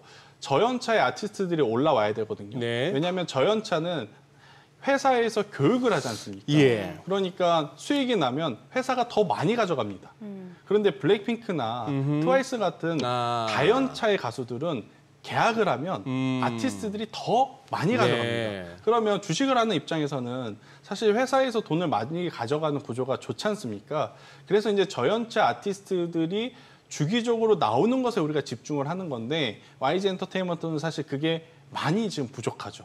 2NE1이 다시금 활동을 하고 있는 상황이 되어버렸으니까 그런 기준을 놓고 보면 하이브가 지금 가장 노이즈는 있을 수는 있어도 지금 방탄소년단이 재결합해서 지금 완성체가 지금 나올 준비를 하고 있는 상황이다 보니까 주가는 당연히 상대적으로 좀 강할 수밖에 없는 상황이다라고 좀 말씀드릴 수 있을 것 같고요. 저는 대신에 개인적으로는 JYP 엔터도 지금의 위치라면 그렇게 나쁘진 않다. JYP 엔터도 스트레이키즈라고 하는 뭐 대형 그룹들이 올해 이제 하반기에 컴백 일정들이 좀 있고 기존에 이제 트와이스와 같은 이 팬덤이 강한 쪽에서도 음반이 지금 나오고 있는 상황. 그리고 이제 연말이 가면 갈수록 엔터사들은 공연들이 지금 많아지고 있는 상황이라서 지금보다 설마 더 빠지겠어? 라는 생각도 좀 있는 것 같아요. 그래서 이제 엔터사들을 좀 보시는 것도 좋을 것 같고요. 과거 17년도, 18년도 트럼프가 대통령이 되었을 때 미중 무역 전쟁이 엄청 세게 붙었을 때 살아남은 섹터가 뭐였냐? 엔터하고 게임이었어요. 그런데 어제도 엔터하고 게임주가 트럼프가 대통령에 당선이 될 가능성이 높다는 이야기가 나오니까 스멀스멀 올라오는 걸 좀 봐서는 그래도 포트 한 켠에 담아두셔도 조금은 괜찮지 않겠나라는 생각이 들어서 엔터 쪽을 보신다면 당장의 어떤 시세는 하이브가 유리, 조금 길게 보실 분들은 JYP 엔터를 보는 것도 나쁜 선택은 아닐 수 있다는 의견을 드리겠습니다. 네, 오늘 내용 잘 들었습니다. 고맙습니다. 고맙습니다. 네, 오늘 들으신 내용과 관련해서 더 다양한 정보 원하시는 분들은 카카오톡 채널에서 크존 검색하셔서 친구 추가하시기 바랍니다. 최근 외국인 관심 있게 보는 리포트까지 확인해 보겠습니다.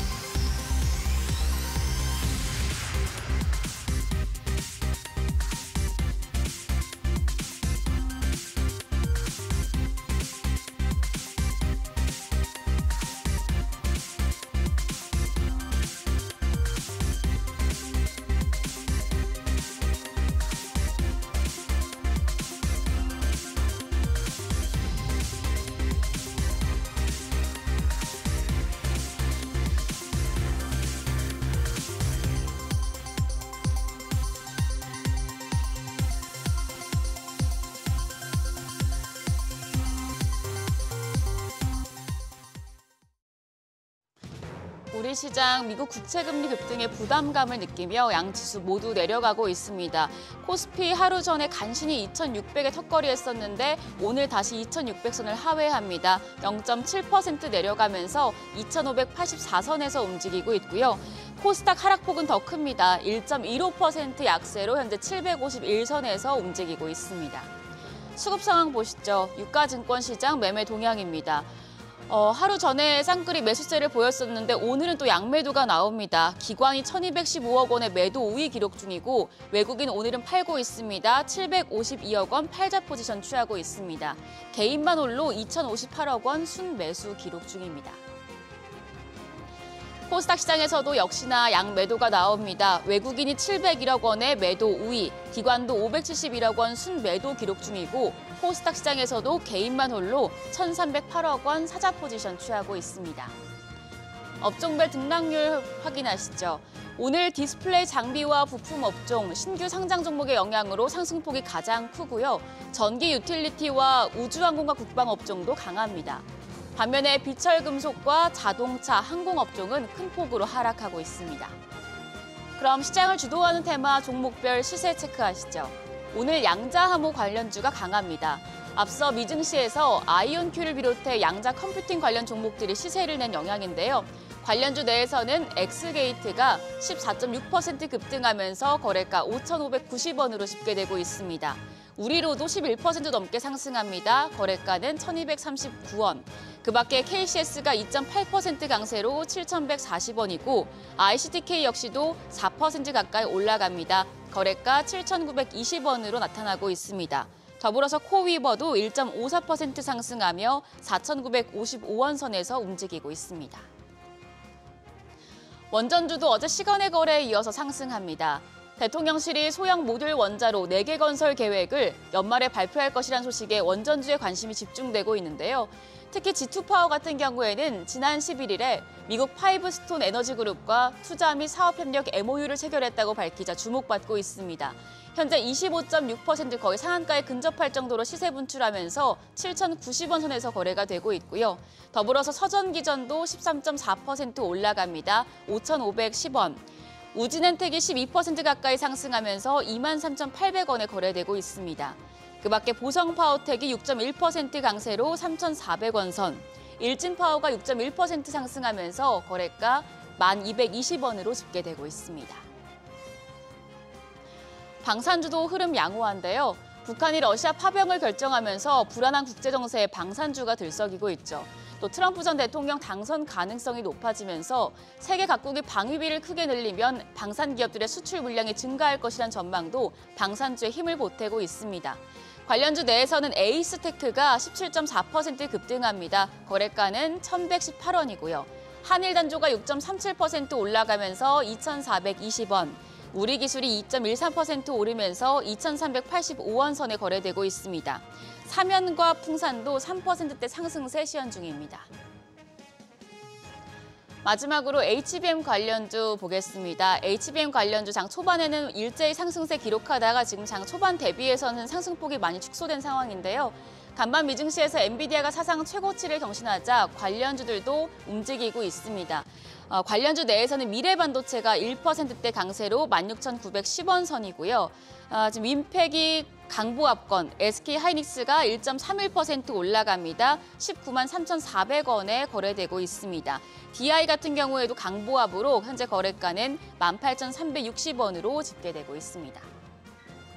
오늘 시장에서 원전과 방산 등의 테마는 강하지만 국채금리 상승으로 인해서 지수 자체는 약한 상황인데요. 오늘 장에서 눈여겨볼 업종 어떤 게 있을지 그리고 시장 대응 전략까지 알아보겠습니다. 오늘은 트러스트 투자자문 김현호 자문역 나오셨습니다. 전문가님 안녕하세요. 네, 지난주에 이제 미국이 상업 우주 기업들에 대한 수출 규제를 완화한다는 소식이 보도가 됐습니다. 관련 내용과 더불어서 우리 시장에 미칠 영향까지 함께 짚어주시죠. 네, 일단 이제 지난주 미국 정부가 미국 우주 기업들에 대한 이런 수출 제한을 완화하기로 결정을 했습니다. 그래서 민간 우주 기업들의 이런 사업 또한 좀 탄력을 받을 것으로 예상이 되는데요. 그간 로켓과 또 인공위성 등의 이런 우주 관련 품목들은 탄도미사일과 이런 첨단 무기에도 사용이 될 수 있었기 때문에 수출이 제한되어 왔었는데 이제 우리나라를 비롯한 제 40여 개의 동맹국에 한해서는 우주항공 부품에 대한 이런 무역이 자유로워지면서 국내 위성 수출 기업들의 이런 수주 기대감이 앞으로 높아질 것으로 예상이 되고 또 미국 항공 우주 기업인 스페이스X가 미국 우주군으로부터 1조 원 규모의 이런 국방위성 발사체 사업 수주 소식도 있었습니다. 그래서 이제 이런 위성 발사체 사업에 대한 성장 모멘텀 부각과 함께 그간 고금리 기조와 그리고 경기 침체 우려 등의 영향으로 좀 약세를 보였던 우주항공 기업들의 주가 상승을 기대해 볼 수 있겠습니다. 네, 그럼 전문가님께서는 우주항공 업종 가운데서도 어떤 종목 눈여겨보고 계신가요? 네, 먼저 이제 정지궤도 위성통신 부품 사업을 영위하고 있는 인텔리안테크를 말씀드리고 싶은데요. 어제 인텔리안테크가 그 캐나다 위성통신 기업인 텔레셋에 300억 원 규모의 이런 대형지상 게이트웨이 안테나 초도 공급 계약 체결 소식에 7% 이상 강세를 보이면서 최근 이전 중장기적인 낙폭 과대에 따른 반등세를 좀 시현을 했었습니다. 그래서 앞으로 유저 터미널 사업과 함께 이런 저궤도 위성 사업 확장에 따른 이런 실적 개선 흐름을 주목할 필요가 있겠고 또 다음으로 말씀드리고 싶은 기업은 이제 세트랙 I입니다. 세트랙 I는 초고해상도 이런 위성 영상 시스템 개발 및 수출 사업을 주요 사업으로 영위하고 있는 기업인데요. 하나 에어로스페이스의 계열사로 보시면 되겠습니다. 그래서 세트랙 I는 해외로의 이런 위성 수출 이력을 다수 보유하고 있는 기업이기 때문에 이번 미국 정부의 우주항공 부품 수출 규제 완화에 대한 이런 수주 기대감이 주가에 긍정적으로 반영될 것으로 좀 전망이 되고 끝으로 말씀드리고 싶은 기업은 한국항공우주입니다. 한국항공우주는 작년 스페이스X와 차세대 중형위성 2호 발사 계약을 체결을 하게 되면서 21년도부터 스페이스X와 발사체 계약을 계속적으로 좀 이어오고 있는 상황입니다. 그래서 앞으로 스페이스X의 이런 위성 발사체 사업 성장에 대한 이런 수혜 모멘텀과 더불어서 이런 기체 사업 등의 이런 방산 사업 수주 관련한 실적 성장 기대감이 주가에 긍정적으로 반영될 수 있기 때문에 앞으로의 흐름을 주목할 필요가 있겠습니다. 네, 오늘 시장 다시 힘이 빠지고 있는 것 같은데 마지막으로 대응 전략 어떻게 가져가면 좋을까요? 지난주부터 이제 빅테크 실적 발표가 이어지면서 이번 주에도 뭐 테슬라 또 IBM 이런 빅테크들을 비롯해서 국내 역시 SK 하이닉스, 현대차 등 이런 주요 기업들의 실적이 잇따르고 있습니다. 이번 주 이렇게 실적이 몰려있기 때문에 이런 주목도 높아지겠지만 이전에 ASML 어닝 쇼크와 또 TSMC, 넷플릭스 호실적 등 이런 빅테크 기업들의 3분기 실적 결과에 따라 증시 분위기가 온탕냉탕 오가면서 반전을 거듭했던 만큼 이번 주 빅테크 3분기 실적에 따라 업종 및 종목별 좀 차별화 장세가 예상이 되는데요. 국내 증시는 좀 상대적으로 계속적으로 수급 부진으로 인해서 소외 현상이 심화되고 있습니다. 그래서 이번 미국 빅테크 기업들의 3분기 실적 결과가 뭐 예상보다 좀 부진을 하더라도 이러한 영향은 저는 제한적인 상황이 이어질 것으로 보고 있고 좀 업종별로 실적 전망에 따라 이런 낙폭 과대에 따른 저가 매수 순환 정세가 업종별로 전개될 것으로 전망됩니다. 네, 지금까지 업종과 대응 전략 알아봤습니다. 전문가님 오늘 말씀 고맙습니다.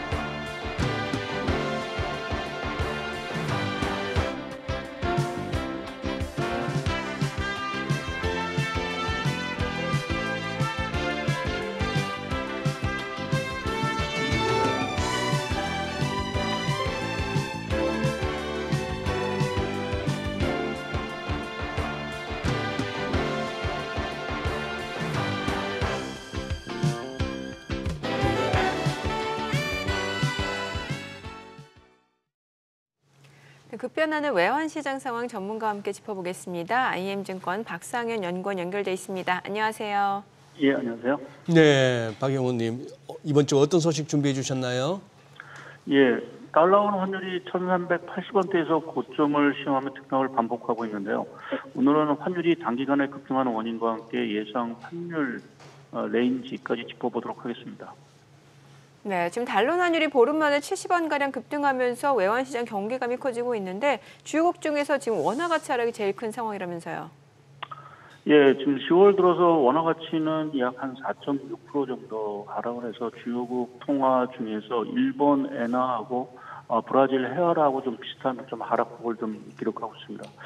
최근에 그 달러 환율이 이렇게 좀 급등한 배경에는 아무래도 이제 미국 경기가 여전히 좋다. 그래서 미 연준의 어떤 추가 비컷 가능성이 상당히 좀 낮아진 부분들이 하나 원인으로 좀 작용한 것 같고요.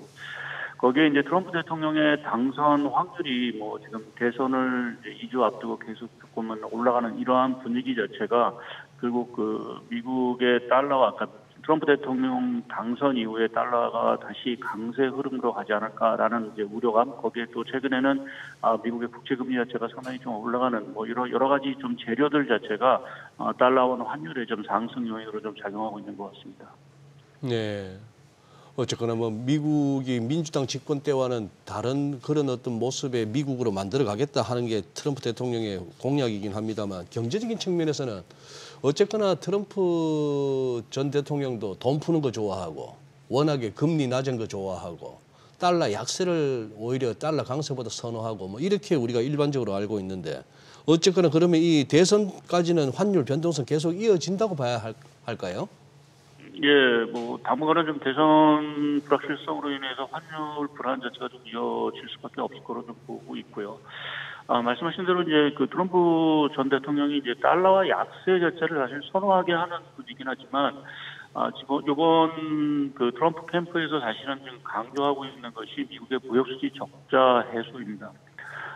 이러한 무역수지 적자 해소를 하기 위해서는 결국 지금 계속 얘기되는 지금 중국에 대한 고일 관세라든지 보편적인 관세 이러한 것들을 결국은 이제 시행을 할 수밖에 없는 상황들이기 때문에 그러한 것들이 글로벌 교역이라든지 경기에는 당연히 부정적인 영향을 미치면서 달러 흐르면은 당연히 이제 강세 요인으로 되지 않을까라는 좀 생각을 좀 하고 있고요. 특히 이제 감세 조치라든지 이러한 조치 자체가 지금 가뜩이나 미국의 물가 불안 자체가 아직은 진정이 되지 못하고 있는 상황에서 물가마저 자극했을 경우에는 이 연준의 금리 인하 사이클이 이제 중단이 되는 이러한 현상도 나타날 수 있다라는 것이 지금 달러의 어떤 대선을 앞두고 좀 달러가 계속 좀 불안한 흐름을 갈 수밖에 없는 부분들이고요. 그에 따라서 달러 원 환율 자체도 당분간은 좀 변동성이 큰 장세가 좀 이어질 거로 좀 보고 있습니다. 네, 지난 4월 달러 환율이 이제 1,400원에 육박했을 때 외환당국 개입이 있었는데 이번에도 가능성이 좀 있다고 보시나요? 예, 가능성은 있다라고 좀 보고 있고요. 아무래도 저희가 1,400원 하면 이제 외환시장에서는 약간 좀 트라우마 같은 어떤 레벨 수준이기 때문에 당국 입장에서도 사실은 조금 이제 스무딩 오퍼레이션이라든지 이러한 차원에서 조금 환율 상승을 조절할 수 있는 부분들이 좀 있는 것 같습니다. 다만 이제 저희가 이제 원화 환율 자체가 아직은 916원 이 정도밖에 수준이 안 되기 때문에 사실 1,400원이라는 레벨대 자체를 굳이 그렇게 강하게 더 못 가도록 이렇게 개입을 하는 게 과연 맞느냐라는 조금 의구심은 하나 좀 있는 상황들인데요. 정부 당국 입장에서는 심리적인 안정을 위해서라도 일단은 좀 개입을 할 가능성은 좀 커 보인다라고 좀 생각을 하고 있습니다. 네, 오늘 내용 잘 들었습니다. 네, 고맙습니다. 예, 감사합니다. 변동성이 커진 주식시장, 개별 종목에 투자하면 수익을 올리고 대응하기는 쉽지 않은 상황인데요. 변동성 장세 피난처라 불리는 ETF를 통해서 투자하는 분들도 많이 계실 것 같습니다. AI 시대, 특히 ETF 중에서도 전력 투자 ETF에 주목하는 분들도 많다고 하는데요. 오늘은 NH아무지 자산운용 ETF 투자본부의 김현민 본부장 모시고 얘기 나눠보겠습니다. 어서 오세요, 본부장님. 네, 안녕하십니까. 오랜만입니다. 네, 오랜만에 뵙겠습니다. 예. 네. 우리가 왜 이렇게 오랜만이죠? 휴일이 많아가지고 좀 많이 쉬었던 것 같습니다. 그렇죠. 예. 그렇죠. 이제 최근에 ETF 시장 동향부터 한번 살펴보겠습니다. 전체적으로 우리 국내 ETF 시장 그때 본부장님 나오실 때마다 그 성장 속도를 갖다 이렇게 보여주고 하셨는데 문제는 이게 해외 자산을 기초하는 상품에 오히려 자금이 더 몰린다고요? 네, 맞습니다.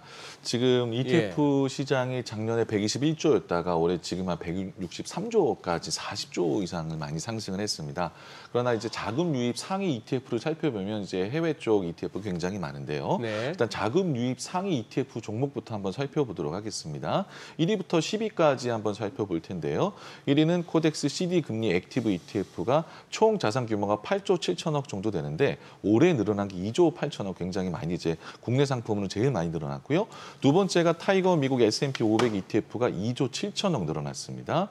3위, 4위는 이제 국내 이제 장기 ETF고 5위부터 9위까지는 미국 필라델피아 반도체, 미국 나스닥, 미국 테크 탑10, 미국 S&P 다 미국이에요. 그래서 1위부터 10위까지 자금 유입이 이제 순자산이 많이 증가한 걸로 봤을 경우에는 지금 초단기 ETF CD나 이런 머니마켓 ETF 빼놓고는 국내 주식형은 하나도 없고 그리고 해외 S&P 500 미국에 투자하는 ETF가 거의 다였다라고 지금 볼 수 있고요. 또 개인 투자자들 순매수 상위 ETF도 한번 살펴보면요. 연초 이후에 개인 투자자 순매수 상위 ETF 살펴보면 1위부터 10위까지 살펴봤을 경우에 지금 거의 미국 ETF밖에 보이지 않는데요. 첫 번째가 타이거 미국 S&P 500 ETF에 개인 투자자들이 올해까지 1조 2천억 정도 투자했고요. 네. 그다음에 미국 배당 다우존스의 7,900억, 미국 30년 국제 커버드 콜의 5,700억. 밑에 보시면 7위하고 8위가 코덱스 레버리지, 150 레버리지, 그다음에 코덱스 이제 코스닥 레버리지가 두 가지가 있는데 사실은 이게 사실 개인 투자자들이 가장 좋아하는 ETF 중에 하나였거든요. 네. 지금까지는. 예. 근데 이제는 우리 올해 들어서 개인 투자자들이 좋아하는 순매수 상위가 완전히 바뀌었다라고 좀 보셔야 될 것 같습니다. 그래서 미국 S&P 플러스 나스닥, 커버드콜까지 모든 미국 상품에 순매수 개인 투자자들이 몰리고 있다라고 보고요. 사실 이렇게 된 이유는 수익률 차이에 있지 않나라고 생각이 생각이 됩니다.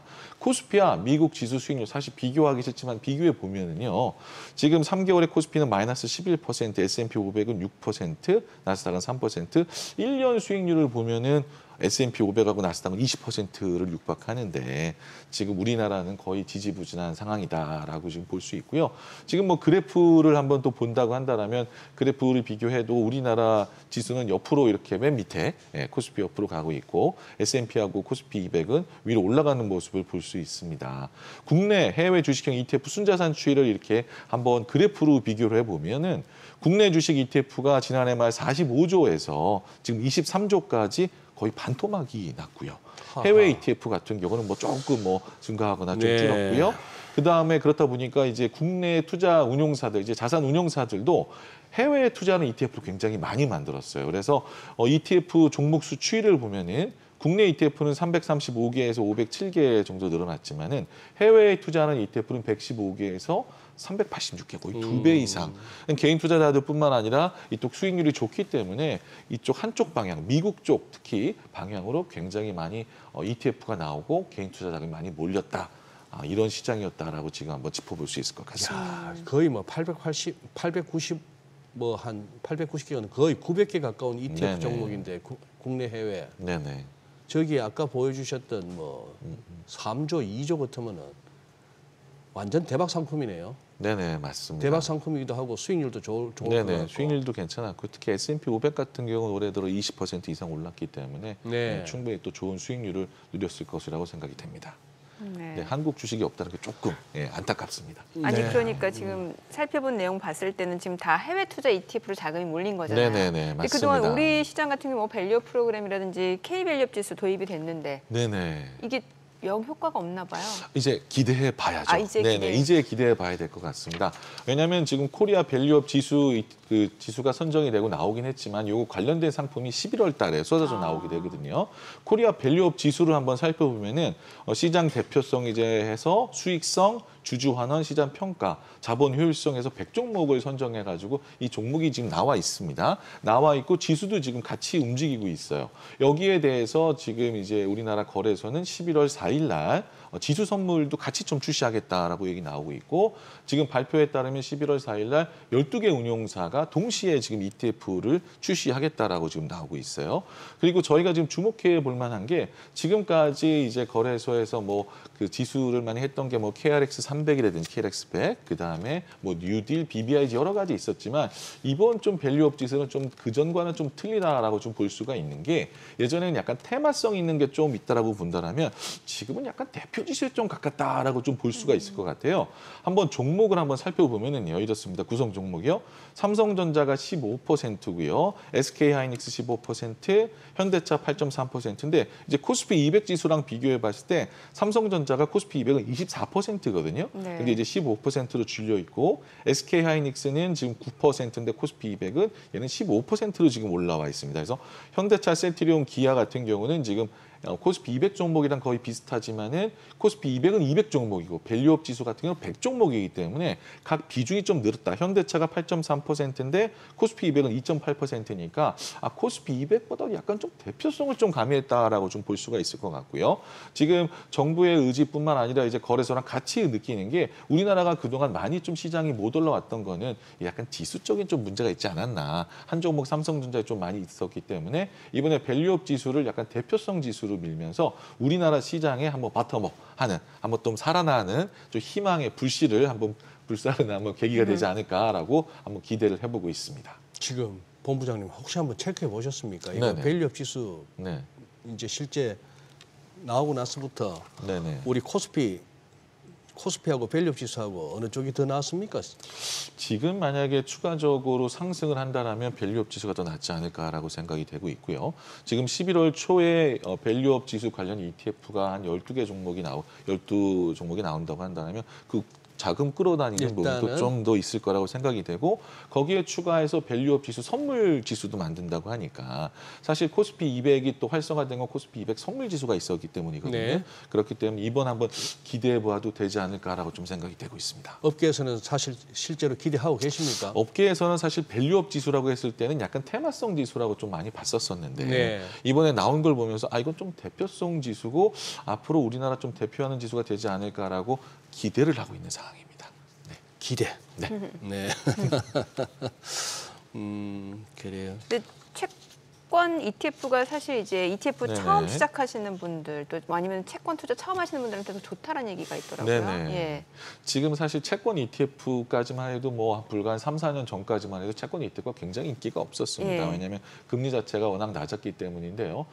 금리가 급격하게 오르고 다시 좀 빠지고 있으면서 채권 ETF에 대해 관심을 많이 가지고 있어요. 국내 채권 ETF 수익률 한번 비교해 보도록 하겠습니다. 지금 뭐 당연히 뭐 짧은 초단기 듀레이션 있는 CD 금리, 코파금리 ETF 같은 경우는 1년에 3.6 정도 수익이 났고요. 그다음에 이제 코덱스 종합채권 국고채 10년, 그다음에 초장기 국고채 좀 이제 듀레이션 긴 걸로 봤을 때는 1년에 10% 종합채권이 국고채가 12.6%, 초장기 국고채가 21.99%. 우리나라 ETF도 채권 ETF도 수익률이 국고채 ETF에서 어떻게 저런 초장기 수익률이 나옵니까? 이제 국고채가 10년, 20년, 30년 듀레이션이 좀 길기 때문이죠. 일단 채권 ETF는 듀레이션을 좀 봐야 됩니다. 듀레이션이 지금 종합채권, 국고채 같은 경우는 이제 뭐 한 10년 미만, 종합채권은 4년, 국고채는 한 8년 정도 되겠고요. 초장기 국고채는 한 14년 정도 되기 때문에 금리 인하되는 폭에 따라서 곱하기 듀레이션 했을 경우에 초장기 국고채가 수익률이 좋았고요. 그다음에 또 주목해 볼 만한 게 만기가 있는 ETF예요. 타이거 25-10은 25년 10월에 만기로 딱 끝나버린 상품입니다. 그렇다고 하면 만기까지 내가 갖고 있다라면 수익을 얻을 수 있고 그 전에 조금 더 많은 수익이 나면 청산할 수 있기 때문에 저희가 진짜 채권을 살 수 있는 두 가지 효과를 누릴 수 있는 그 전에 이제 채권 위에 있는 채권 ETF 같은 경우는 계속 듀레이션을 유지하면서 가는 거고 뭐 하나로 32-10 국고채 같은 경우도 계속 듀레이션을 유지하는 게 아니고 그거는 만기가 있다. 그래서 앞에 만기가 있는 ETF를 투자하게 되면 내가 조금 더 채권 ETF를 안전하게 투자하면서 수익률 낼 수 있다라고 볼 수 있을 것 같고요. 사실 뭐 국내뿐만 아니라 해외 채권 ETF도 많은 또 관심을 가지고 자금이 많이 쏠렸는데 해외 채권 ETF 수익률 한번 살펴보도록 하겠습니다. 많이 또 궁금해하실 것 같아요. 에이스 미국 30년 국채 액티브 ETF가 지금 1년 수익률은 10.51%고요. 그리고 미국 30년 국채 커버드 콜은 지금 6개월 수익률이 4.3%, 미국 달러 단기 채권 액티브가 6%, 연수익률이요. 코덱스 미국 10년 국채 선물이 7%. 이게 뭐 우리나라 수익률이 좀 더 좋네요. 예, 그래서 미국 국채도 당연히 뭐 빠질 수 있기 때문에 금리 인하가 되기 때문에 수익이 날 수 있겠지만 미국 국채 투자하시는 분도 아시겠지만은 여기 환해지가 돼 있는 상품이 있고 환해지 안 돼 있는 상품이 있기 때문에 지금 이제 가져온 것들은 환해지가 안 돼 있는 상품이긴 하지만 또 환해지가 돼 있는 상품도 따라서 많이 차별성이 있습니다. 그렇기 때문에 해외 채권 투자할 때는 환해지 돼 있는지 안 있는지 뭐 달러 강세인 달은 환해지가 안 돼 있는 게 좋을 테고요. 이런 거를 보면서 투자하셔도 될 것 같고요. 우리나라의 채권 ETF도 상당히 좀 많이 또 관심을 보이면서 투자해 볼 필요가 있다라고 좀 생각이 듭니다. 아니 지금 보여주신 여기서 지금 화면에 나오네요. 국내 채권 ETF 저는 일단 1년 동안의 수익률이 굉장히 인상적이고 네네. 초장기 국고채 21.5, 저 정도 수익률을 갖다가 고객들한테 안겨주면 보람 느끼시겠습니다, 본부장님. 네, 맞습니다. 그러다 국고채 액티브도 15.5, 저게 또 하나로네. 아, 네네, 감사합니다. 네. 잘하시는구나, 채권 쪽에. 네. 채권 ETF가 일단 주식만 생각하지 마시고 채권 ETF로 한번 투자해도 이렇게 수익이 날 수 있다. 금리 인하 시기에는 그래서 채권 ETF도 한번 여러분들이 한번 고려해 보시는 것도 투자 포트폴리오에 좋으실 것 같습니다. 근데 저도 잠시 저걸 두기도 했었고 뭐 고객 입장에서 하나로 금융상품은 좋은데 하나로 마트는 요즘 조금 아쉽습니다. 아, 네. 뭐 품질이나 가격 면에서 조금 더 잘해주셨으면 싶은데. 네. 알겠습니다. 네. 한번 장 보시면 알아. 네. 장 볼 일이 없으시지. 네. 이거는요. 지금 말씀하신 오늘 이 부분 특히 이제 얘기해 주시려고 하는데. 뭐 미국이 이제 전력망 설비 노후화됐다 이 얘기는 많았고 이번에 또 허리케인 또 피해도 컸고. 네네 맞습니다. 그래서 이제 전력 설비 투자 관련 ETF. 네네. 요즘에 굉장히 많이 좀 주목받고 네, 있는 네. 상황이고요. 사실 AI가 활성화되면서 AIF 한번 이렇게 루프 돌리는데 굉장히 많은 전력이 필요하다고 네. 합니다. 그런 거 플러스 지금 대체 에너지, 재생 에너지가 들어가면서 또 다시 전력 이 설비나 이런 것들을 새로 해야 되기 때문에 관심을 많이 가지고 있는데요. 전력 설비 관련 ETF 수익률 비교 우리나라 상장된 ETF 한번 살펴보도록 하겠습니다. 첫 번째 국내에 투자하는 ETF는 하나로 전력 설비 투자 ETF, 코덱스 AI 전력 핵심 설비 ETF고요. 지금 1개월에 12%, 1개월에 14.98% 수익이 됐고요. 지금 이게 지수 수익률로 한 건데요. 하나로 전력 설비는 1년에 96%까지도 수익이 지수 수익률로 났었고요. 최근에 조금 관심을 가지고 있는 게 해외죠. 미국 AI 전력 핵심 인프라가 1개월에 24%나 수익이 났고요. 코세프 글로벌 전력 그리드 인프라가 3%, 소울 미국 AI 전력 인프라가 21%나 수익률이 났습니다. 한번 수익률 그래프 추이를 보시면은 지금 최근까지는 국내 전력 설비 ETF가 굉장히 수익률이 좋았다가 최근에는 미국 AI 전력 핵심 인프라 이쪽으로 또 많이 조금 더 수익률이 올라가는 모습을 볼 수 있고요. 전 세계 전력망 투자액 전망을 보셔도 계속 늘어나고 있습니다. 보시면은 지금 사실 뭐 아까 말씀드린 것처럼 AI라든지 대체 에너지 전환 이런 것들 때문에 전력 설비를 늘릴 수밖에 없는 상황이기 때문에 지금 전 세계 전력망에 투자했을 때 우리나라뿐만 아니라 해외에 투자하는 미국 전력 설비 인프라 ETF도 한번 관심 있게 보셔야 될 것 같습니다. 네, 지금 NH아문디 자산운용이 최근 이제 전력 설비 투자 ETF 출시하면서 하나로 전력 테마 시리즈 네네. 완성했다고 하는데 요거 좀 알려주세요. 네네, 간단하게 설명드리겠습니다. 이제 전력 설비 투자 맛집으로 저희가 거듭나기 위해서 전력 테마 관련 ETF 지금 세 종을 준비했는데요. 네. 처음에 이제 원자력하고 캐펙스 설비 투자 ETF를 한번 살펴보면은요. 원자력 ETF 같은 경우는 수익률이 1년에 67%나 됐고요. 지금 수익률이 67% 아까 그 국고채보다 더 좋은 수익률이네요. 캐펙스 설비 투자 ETF는 1년에 46.4%나 수익률이 났습니다. 그렇다고 한다면 전력 설비 ETF도 있고 캐펙스 설비 투자 원자력 아이셀렉트 ETF가 있는데 어떻게 하면 틀린지 한번 살펴보면은요. 하나로 원자력 ETF가 가장 먼저 출시가 됐고 2022년 6월에 이제 새로운 정권 들어섰고요. 하나로 캐펙스 설비 투자 같은 경우는 설비 투자 관련 세부 투자에 투자하는 거고 그다음에 전력 설비는 그중에서 또 전력 설비 변압기 케이블에 투자하는 종목으로 볼 수 있는 상황이고요. 지금 보수는 가장 최근에 출시한 전력 설비 ETF가 0.35%로 제일 작고요. 여러분들이 아마 투자했었을 때 나는 전력 설비하면 이걸 투자하고 싶다라고 하시는 게 HD 현대 일렉트릭일 것 같아요. 그래서 지금 전력 설비 ETF는 HD 현대 일렉트릭이 24%나 들어갑니다. LS 일렉트릭이 17% 들어가고요. 나머지 캐펙스 설비 투자 원자력 ETF 같은 경우도 이렇게 뭐 비슷한 종목들이 들어가지만 퍼센테이지는 많이 틀리다라고 보시면 될 것 같고요. 내가 전력 설비에 좀 집중해서 투자하고 싶다 하면 전력 설비고 그렇지만 나는 전력 설비도 투자하지만 원자력에도 투자하고 싶다는 원자력 ETF를 한번 관심 있게 지켜보시면 될 것 같습니다. 그래서 사실 저희가 이게 뭐 마라탕 1단계, 2단계, 3단계라고 봤을 경우에 이제 가장 진한 게 HD 일렉트릭 들어간 24%에 들어간 전력 설비 ETF다라고 좀 보시면 될 것 같습니다. 아유, 오늘 참 시장이 흉흉한데 우리 김혜민 본부장님 그 와중에 좀 웃게 해주셨네요. 진짜 이 장 너무 어렵습니다. 그러게요. 여의도에서 좀 좋은 상품 많이 만드셔가지고 우리 투자자분들 좀 편하게. 이 ETF 투자 운영 좀 강점이 하실 수 종목 있도록. 선택에 대한 고민을 덜어주는 거잖아요. 네, 맞습니다. 그러니까. 네네. 예. 상품 잘 개발해 주셔야겠네요. 네, 알겠습니다. 네, 오늘 내용 잘 들었습니다. 고맙습니다. 고맙습니다. 네, 감사합니다. 오늘 양시장이 지금 많이 좀 떨어집니다. 지금 외국인과 기관이 매도를 나타내고 있는 상황인데 글쎄요, 지금 개인 투자자분들은 좀 저가에서 매수하는 것 같습니다만 시장 하락 좀 맞기는 역부족이네요. 네, 미국채 금리 급등이 우리 국내 채권 시장에도 영향을 주는 양상입니다. 네. 일본 니케이도 약한데요.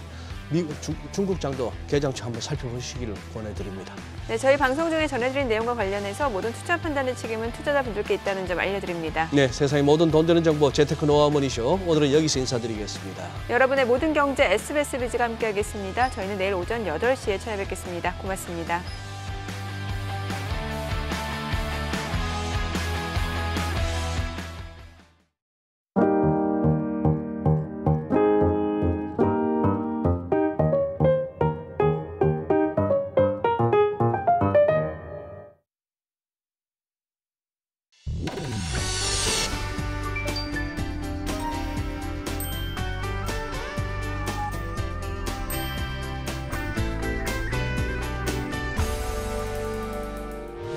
의견 있는 경제 채널 SBS 비즈.